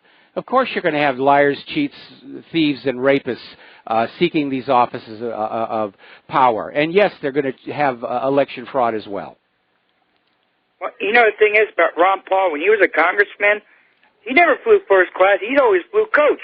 Yes. Nobody ever knew that. And I don't really think Congressman Ron Paul would have bumped somebody's seat. I think he would be far more responsible of booking his own traveling plans. I think you're probably right. But again, people like Sheila Jackson Lee, they just figure, you know, I'll just say I'm a congresswoman and they will make things happen for me. And that's not really the way it's supposed to work. And I don't blame that teacher for being upset. And I'm glad United Airlines gave her $1,000 in travel vouchers to make up for it. But it was a terrible thing to do. And remember, United is the airline that had those other issues of bumping passengers out of first-class seats or even off the airplane completely to make way for crew flights. And that displays an attitude toward the passengers that is not really very good. And I'm pretty sure that's why United was hoping this story wouldn't go away. But now that Sheila Jackson Lee's come on out and claims she's the victim because she's a victim of racism, I think United Airlines has got a huge PR problem on their hands right now. About Claire, I know she's going to get well because you want to know why? The wives are supposed to outlive the husbands. Ah, thank you for that reassuring thought, and I'll mention that to her. Yeah, but anyway, too, it's more like, Mike, I also got, like I say, I'm supposed to start chemotherapy the 12th, and I'm praying to God that I ain't got to go chemotherapy. I'm supposed to do a CT scan because what the prognosis these doctors want me on is like, I don't like it, Mike, because it's just like, it puts me on a permanent treadmill, and something in my guts tell me, you don't have to go that route. So I'll keep you up to date on that. I'll let you make room to finish your show. Thank you, Mike. All right, well, thanks an awful lot, George, and good luck with your medical issues. Boy, so many people are just dealing with so many illnesses right now here. We're going to do a shout-out now to our on-air affiliates who are just now rejoining the network. And the other day I was talking about infrastructure and not taking care of things. Well, it just hit Disneyland in Anaheim. Now, this is one of their busiest days of the year. Obviously, families come on out and they're visiting and they go to Disneyland. And they've had a major power outage that has blacked out the Fantasyland and Toontown sections and paralyzed a bunch of the rides, including the monorail. And so people are understandably very upset, especially how expensive it is to go to Disneyland now. And it really is. I mean, it's very, very expensive, and yet they're obviously not taking care of the facility. All right, we're going to take another phone call here, and this is Curtis in Arizona. Aloha. Welcome to the show. What's on your mind? Yeah, hi, Mike. Can you hear me? I'm running in my car. I hear you. Can you hear me? I hear you. Okay. these guys that are worried about Trump and whether he knows what he's doing in foreign policy, I look at it this way. He's one of two things. Either he's a white hat and he's doing all this saber rattling to placate those that he has to placate, okay, for the moment. Or he is a black hat and he's actually taking out the swamp in the same way that the SS took out the brown shirts, right? Well, I'm not sure I agree with either one of those. I think Trump is just caught up in the excitement of being the president, and unfortunately it's turning out that he's very easy to manipulate. He does have to repay favors for the people who financed his campaign, like Sheldon Adelson, which is where we got that boneheaded thing about Jerusalem. But again, this goes all the way back, even when the campaign was first starting, and I said, I like Trump and I like what he's saying. Mostly, I don't want Hillary Clinton in the Oval Office. But I made the observation back then that, as near as I could tell, Donald Trump was dangerously naive about real-world politics in Washington, D.C., and foreign policy. And so he is dependent on his advisors, and the advisors are all basically, they're part of the original agenda. They're part of the reason Washington, D.C. is the way it is. I don't know. I'm not so sure if I agree with that, because from what I understand, Trump has had a lot of communication even before he ran for president with people like Alex Jones, and he knows 90% of what's really out there.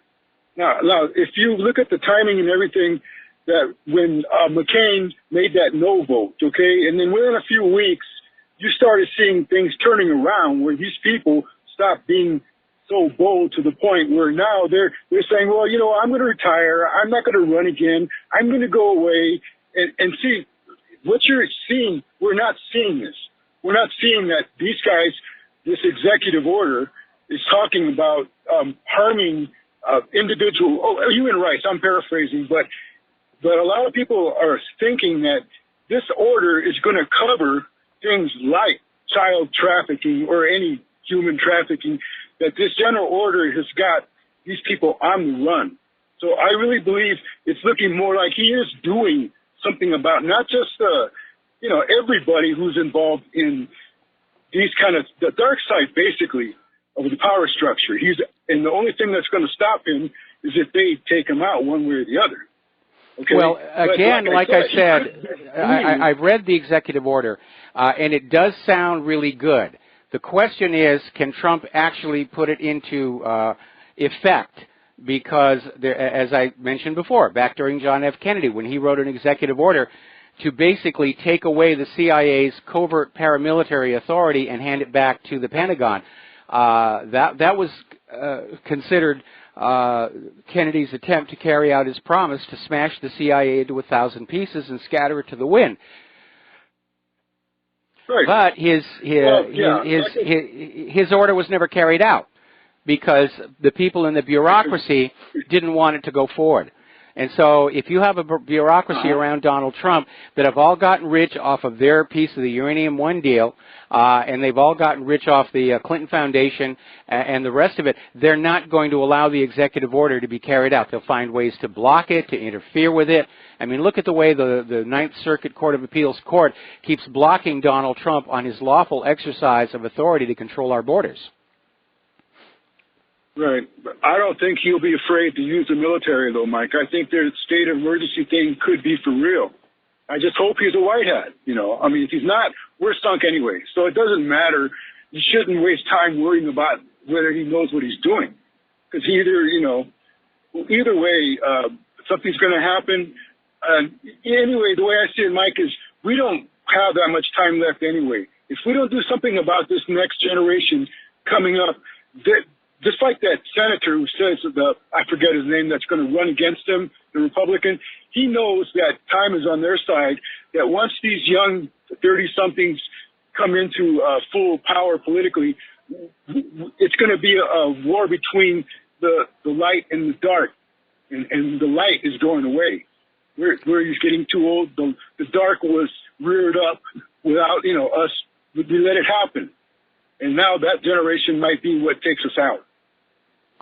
Well, I think that's it's a serious prognostication. I want to keep the focus more immediate in terms of the very real possibility that an attack on North Korea could spin out of control, an attack on Iran could spin out of control. Right. And my concern that if it gets to that, war with Russia, war with China, we're already seeing the rest of the world start to unite against the U.S. We're seeing more and more nations are starting to pivot over to the Russian-China sphere of influence. And as a result, I think we're going to lose this war, even if it goes nuclear, especially if it goes nuclear. We're going to lose this war. I agree, Mike. You know, and if he does go to war, that means he's been a black hat all along. That's the way I see it. Well, anyway, I think it's more a case of him being manipulated into the war. He's being told by his advisors there is no other choice. There is no path to peace. Let's just move forward, and we're going to have to do it. Let's just get it over with. And that dovetails, of course, with that statement coming from the head of the CIA that we have to have war with North Korea within the next 12 weeks. Oh, you know, who listens to them unless you believe you're gullible? I don't even bother listening to these people anymore. Anyway, Mike, have a good day, and I'm glad you guys are back. I hope Claire gets better. Okay? Well, I certainly hope so, too, because apparently she's having a very rough time in there with her back pain. So next commercial break, I got to go see if I can help her. Anything else? Okay. All right. No, I'm on the road, but I'll be listening, and I mean, somebody's bringing something up, you know, so I'll jump in and throw my 2 cents in. All right. Well, thank you for the phone call. We're going to let you go here. And getting on back to the news, I'm looking at this chart one of our members posted at whatreallyhappened.com, and it's a map of how the House of Representatives is going to be altered by the illegal immigration. And the problem here is that illegal immigrants are included in the census counts used in the distribution of congressmen and congresswomen in the House of Representatives and the Electoral College. And it's very alarming because we're seeing states that are being flooded by illegal immigrants, like Washington State picking up a seat in the House, California picking up 5 seats in the House of Representatives, Texas is picking up 2, Florida 1, New York 1, and because the number of representatives overall remains constant, that means other states are losing representation because of the illegal immigration problem. Montana down 1, Indiana down 1, Missouri down 1, Oklahoma down 1, basically all across Michigan, Indiana, Ohio, Pennsylvania. They're all losing influence in the House of Representatives because of this flood of illegal immigrants coming into the country. We're going to take another break for commercials. I'm going to go check on Claire, and we'll be right back after these words from our sponsors. Aloha, America. Welcome back to our show here. The phone lines are now open, 800-313-9443. And we're under another major rainstorm, and it's been very unusually cool here in Hawaii as well. In fact, yesterday here on Oahu, we actually set records for the intense amount of rain that came on down. So a lot of weather records, I think, are already being broken across the country as we head further and further into winter. Now, speaking of records, SpaceX is out there doing amazing work. And apparently SpaceX and other private American launch companies made 29 successful rocket launches into orbit. This is the highest since 1999 when they had 31. And it's one area of our economy where they're doing very well. And SpaceX, with their reusable booster rockets, is able to get payloads into orbit more economically than companies that use the use once, throw away approach. And it took them a long time to get that to work properly, but they've got it working. And now, of course, they're looking forward to a manned capsule to get astronauts up to the International Space Station, not have to go through Russia. And they're talking about a return to the moon and eventually a trip to Mars, which is going to be very difficult. I'd love to see that happen. I would love to see that happen. But they're doing really good things, and I wish them a lot of luck. And maybe they will be as inspiring to the current generation of young people as the original Mercury project was to kids of my age back when it happened. Because that idea of going into space, it just lit us all up. Everybody wanted to be into rocketry. Everybody was building model spaceships. Everybody was getting telescopes and studying the universe. So, now, getting on back to the weather, we're now seeing huge amounts of Arctic air flowing through the United States, and it's going to make its way from the northern plains to the eastern and southern U.S. Sunday into Monday. In other words, the New Year's holiday is going to be very cold. Temperatures in Minneapolis are forecast to fail to reach 0 degrees Fahrenheit over the weekend. Bitterly cold Arctic air will settle in across a large swath of the U.S. as we turn the calendar from 2017 to 2018, said AccuWeather senior meteorologist Dan Pidnowski. So the Old Farmer's Almanac had it right again. Winter got here late, but it's making up for it. It's very hard. Over in Erie, Pennsylvania, and yes, they do get a lot of snow because of lake effect, they got 60 inches of snow. And the city of Erie declared a disaster emergency because 60 inches of snow, that's 5 feet. And they are really feeling that as well. Meanwhile, the propaganda for the human-caused global warming people continues, and over at PBS, they're running a story. Even as Erie, Pennsylvania gets buried under all this snow, PBS is out there reminding us that global warming could drive 600,000 more people to Europe. It's the global warming that's driving this migrant crisis. They want to get away from the hot parts of the world into the cooler parts of the world. So they're blaming it on global warming rather than the machinations of the globalist New World Order. Now, the other day I was talking about my primary complaint about all of the environmental activists who want to ban all oil and gas usage is that they have failed to come up with something that represents a realistic replacement. And illustrating that is apparently green activists were running this advertising campaign that featured Doctor Who star Peter Capaldi, and it was put up as posters around the Westminster Tube Station and across London's transport network, and proclaimed that the price of wind energy had dropped by 50% over the past 2 years. This triggered a complaint to the Advertising Standards Authority, and because the claim that wind energy costs had fallen by 50% was demonstrably not true, Greenpeace and these other environmental groups have had to take the posters down. I'll bet you those will be collector's items for the Whovians.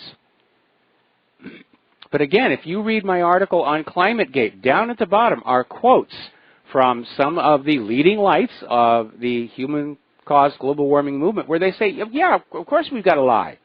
We're not going to get you to go along with our agenda unless we lie to you and scare you. And that's not how debate is supposed to work. Debate is you present the facts, and if the facts make sense, I go along with what you want.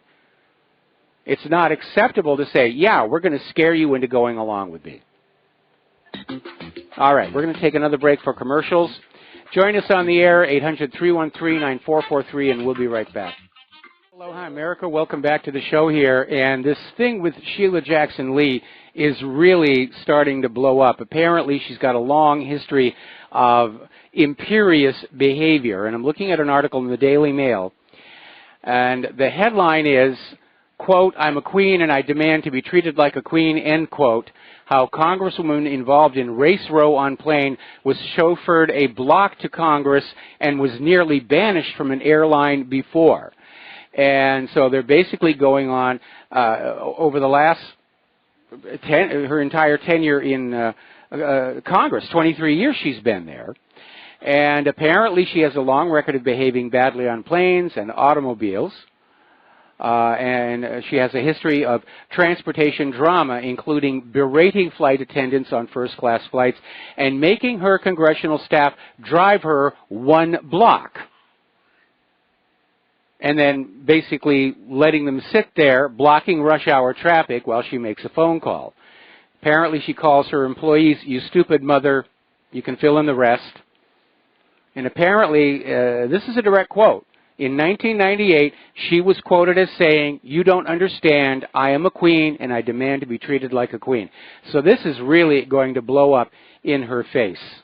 I think there's going to be a lot of people who are going to be taking another close look at Sheila Jackson Lee. That's absolutely abominable behavior. Now, out in California, we've mentioned the problem with Nestle. Nestle's CEO is on record saying that he does not think humans have a natural right to water, that water should be commoditized, it should be marketed, and you should have to pay money for it. And Nestle makes a huge amount of money sucking water out of California's aquifers, putting them in bottles and selling them for $1 to $2 a pop. And it turned out that they've been doing it on an expired water permit. And even worse than that, the cost of the water permit was negligible. Nestle's getting this water practically for free. Well, California water regulators have now stepped up. And they're telling Nestle it's time to halt unauthorized water diversions, given that the company does not appear to have a valid water rights for much of the water it's been piping out of the San Bernardino National Forest and selling as bottled water. Well, good that they finally stood up for that, because California is dealing with water shortages, and letting some company privatize the water makes it worse, because there's a lot of waste when the water is being processed and filtered for those bottles. They're spilling twice as much down the drain as they are putting in the bottle. And the other aspect of it, of course, is the fracking, which has contaminated some of California's freshwater aquifers with fracking chemicals. Remember the promise? Oh, it'll stay way down in the ground, it'll never come back. Yeah, it did. California is now recommending that the contaminated aquifers filled with fracking chemicals be used for agricultural irrigation, which means in addition to the water having the fracking chemicals, some of which are carcinogenic, they're now spraying the food plants with it as well. Now, as you know, we have a lot of hunger in this country. Claire and I are involved in some food programs locally. And one of the things that is in the new tax bill has upset a lot of people. Now, even Bernie Sanders is admitting the GOP tax plan is actually going to be good for America's middle class. We'll wait to see that. But basically, looking at the way the tax laws are currently set up, and this gets back to ClimateGate, food producers are financially incentivized to send surplus food they have grown to green energy plants to be converted into ethanol. And they're disincentivized from simply donating the surplus produce to charities that feed the homeless. And by the way, I got an email from somebody who went and looked at that Skid Row 2017 video, and they were just shocked at what they saw. So basically, tax incentives are encouraging the denial of food to the homeless. And it's waste food, but it's going to the ethanol factories. That's pretty sick. Especially when you realize that ethanol didn't really work out. The promise wasn't there. You have to buy and burn more of it to do the same amount of work as a lesser amount of gasoline. It's bad for the fuel systems on older cars. And it's not carbon neutral. Not when you add in the carbon generated by the processing plant itself.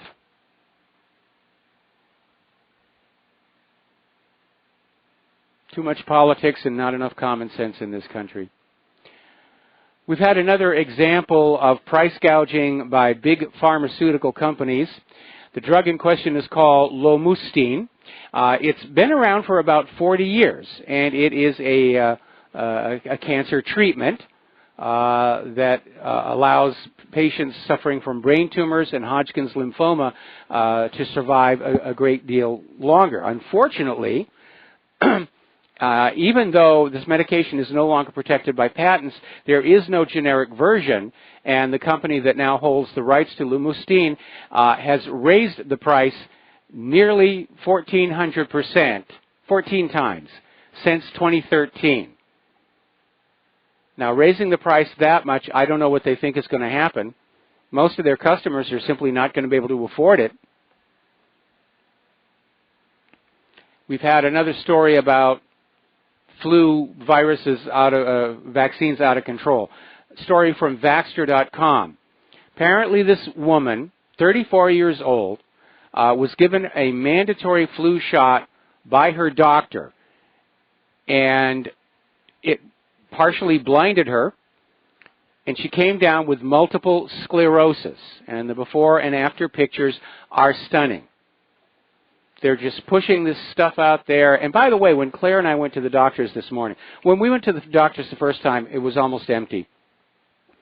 We were there today. The waiting room was just filled with people with this flu bug. It's got a 9-day incubation period, and that makes it very hard to track. But obviously, it is spreading like crazy.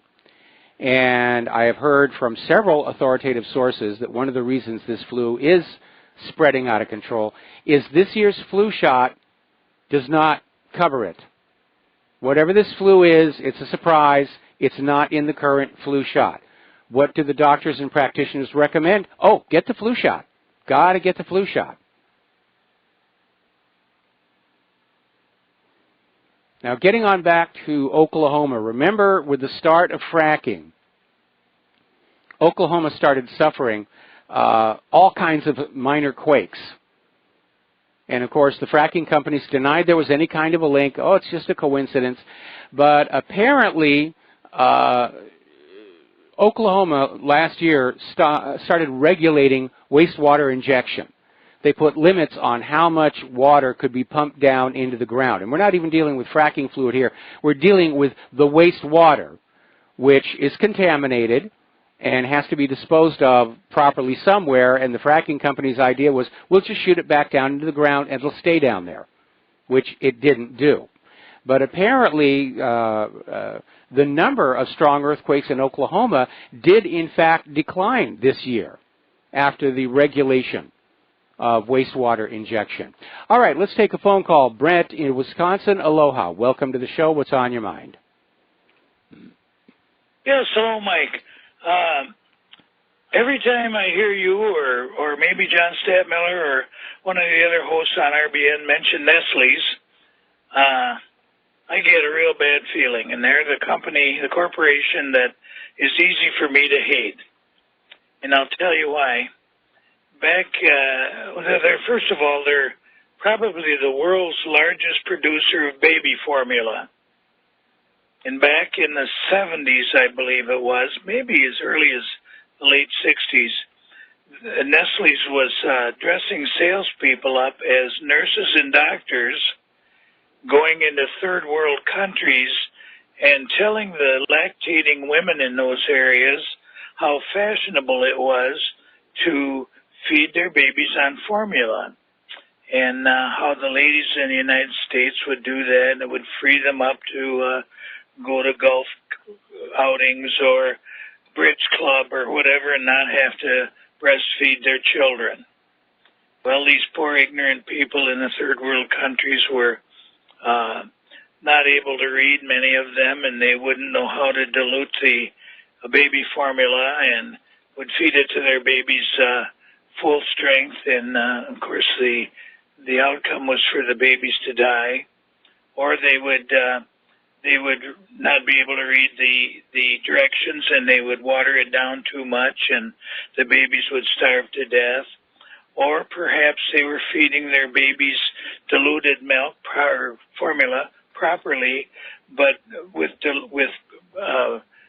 contaminated waters, killing their babies. And, of course, Nestle's had no problem with this because the bottom line was enriched. And, of course, when the lactating mothers stopped breastfeeding and they dried up, then they had to take money out of the family's meager budget just to buy formula, and many of them couldn't afford it, and their babies were subsequently dying. Yes. I mean, it's one of the most ridiculous accomplishments of the advertising industry was convincing women that what came out of this laboratory and factory was somehow better for their babies than what their own bodies were producing. And it was absolutely ridiculous. And as you point out, it led to all kinds of problems. And they're discovering even today that there are chemicals in mother's milk that help the body fight off things like cancer. They're not there in the baby's formula. The baby's formula is a very thin simulation of mother's milk, and it doesn't have all of the really good things mother's milk has. And yet women were convinced this was the way to go. Right, right. And thank you, Nestle's. Anyway, I just wanted to add that to the mix a little bit today. And God bless you and Claire. Have a wonderful New Year's, and healthy and happy and productive, and your listeners as well. Well, thank you very much for that. Thank you very much for that. Thanks. We know corporations will do all kinds of nasty things. Remember when Bayer discovered that their treatment for hemophilia, their blood clotting factor, was contaminated with HIV. They didn't destroy it. They had to take it off the market in the United States, but they just shipped it to other countries where there were no laws regarding HIV, and they sold it to those people, and they gave them all AIDS. And that's how corporations think. And we're supposed to have a government that keeps an eye on corporate think so that they do not harm the general population. Under fascism, which is where we are right now, the government and the corporations are lined up together against the general population, which is why you get things like melanin. Remember the synthetic plastic that was put into dairy products, including baby food, to artificially make it look like it had adequate amounts of protein, only it wasn't a real protein. And there was a big stink. It was found in pet food, was killing pets. Then it was found in baby products.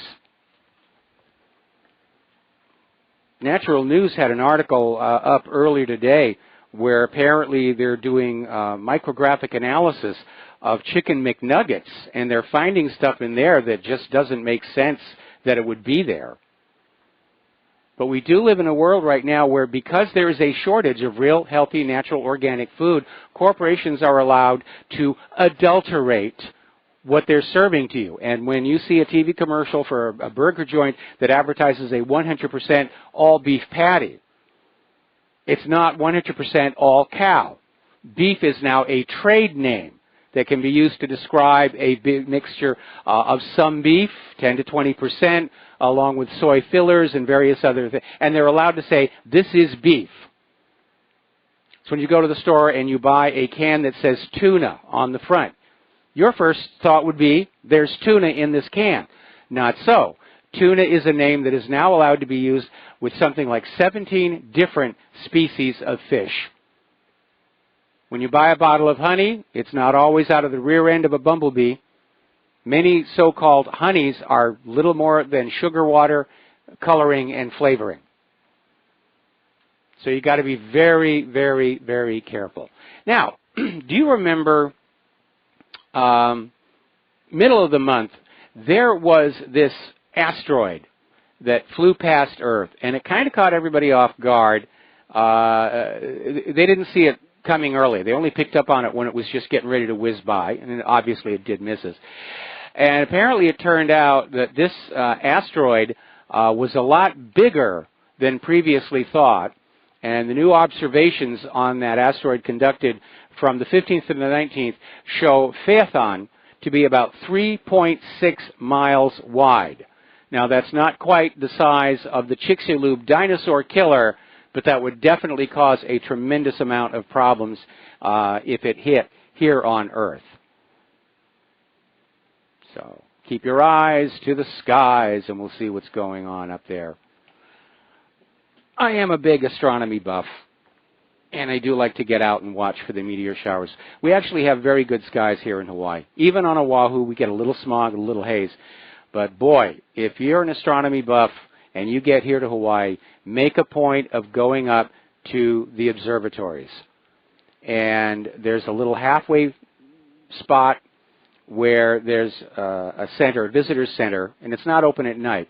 But it's advised that you stay there and get used to the altitude for about a half hour, because the main observatory is at 14,000 feet, and if you're not used to it, you will get very dizzy. Another cool thing that you can do is take a bottle of water, not from Nestle, and you empty it out, and then you cinch the cap down real tight, just throw it in the back of your car. And by the time you get back down to sea level, that bottle will have been crushed down by the change in air pressure. And as I understand it, the 30-meter telescope is proceeding on the top of Mauna Kea, and I think that will be absolutely amazing when that's up there. As I mentioned earlier in the show, China is just completing the new world's largest radio telescope, and it'll be interesting to see what comes out of that. We're going to take our last commercial break, and we'll be back with our last segment after these few words. America, welcome back to our show, last segment of our program today here. And a lot of the members are putting up stories at whatreallyhappened.com about the curative effects of ordinary things that you buy at the store, spices, things like garlic, turmeric, and of course the big corporate pharmaceutical corporations don't want you to know about natural cures or how certain foods are good for you in a medical sense. They want you to think that the only way that you can deal with any illness is through their little potions and pills and bottles, and that is simply not true. Now, obviously, I'm not a doctor. I played one once in a movie. But given all of the recent scandals regarding vaccines and vaccine injury, I think people do need to be a little bit less trusting of the medical industrial complex and just take it upon themselves to learn as much as they can about what it takes to be healthy. It's just common sense. I mean, when you own a car, you've read the owner's manual, you know the basics on how to keep it running. You should be doing the same thing for yourself and understand that ever since the Health Maintenance Organization Act was signed by Richard Nixon, medicine in this country is big business. It's not a service. It's not a benefit. It's just another way to extract huge amounts of wealth from ordinary people and basically exploit their fear of illness, injury, and death.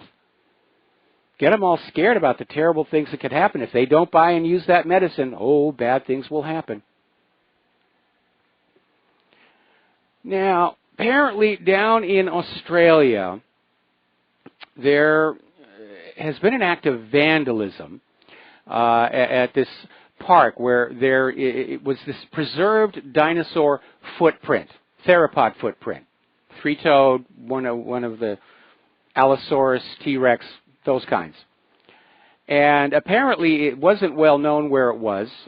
Tour guides would have to take you up, push the brush aside and say, here's this fossilized remnant of the dinosaur footprint. And for some reason, somebody went on in with a hammer and smashed up this fossil footprint. And you have to wonder why. It doesn't look like they were trying to chisel it out and take it away. It just looks like they were smashing up the footprint just for the joy of smashing up the footprint. Now, I know that there are some individuals of a highly religious bent who believe that the earth is only 6,000 years old, that all of modern science and geology and chemistry and physics are wrong, and a bunch of Bronze Age goat herders somehow got it all right. And these individuals have, in the past, sought to destroy evidence of anything that doesn't line up with their religious beliefs. And not understanding that once you've destroyed that evidence, it doesn't mean the evidence didn't exist, only that you destroyed it. But I can't think of another reason for somebody to go on in and smash this thing up. And that is a real loss. We don't get any more dinosaurs, despite what Jurassic Park would have us believe. So we got to take care of those fossil remnants that we still have. Okay, there's the music. Time for me to get on out of here and get back to taking care of I got to take care of Claire. Stay tuned for John Stedmiller's program. He's got a lot of interesting things to share with you. Please share what you learn here with everybody that you know. We're still trying to get the truth out there against this tsunami of lies. We'll be back tomorrow. Aloha, America.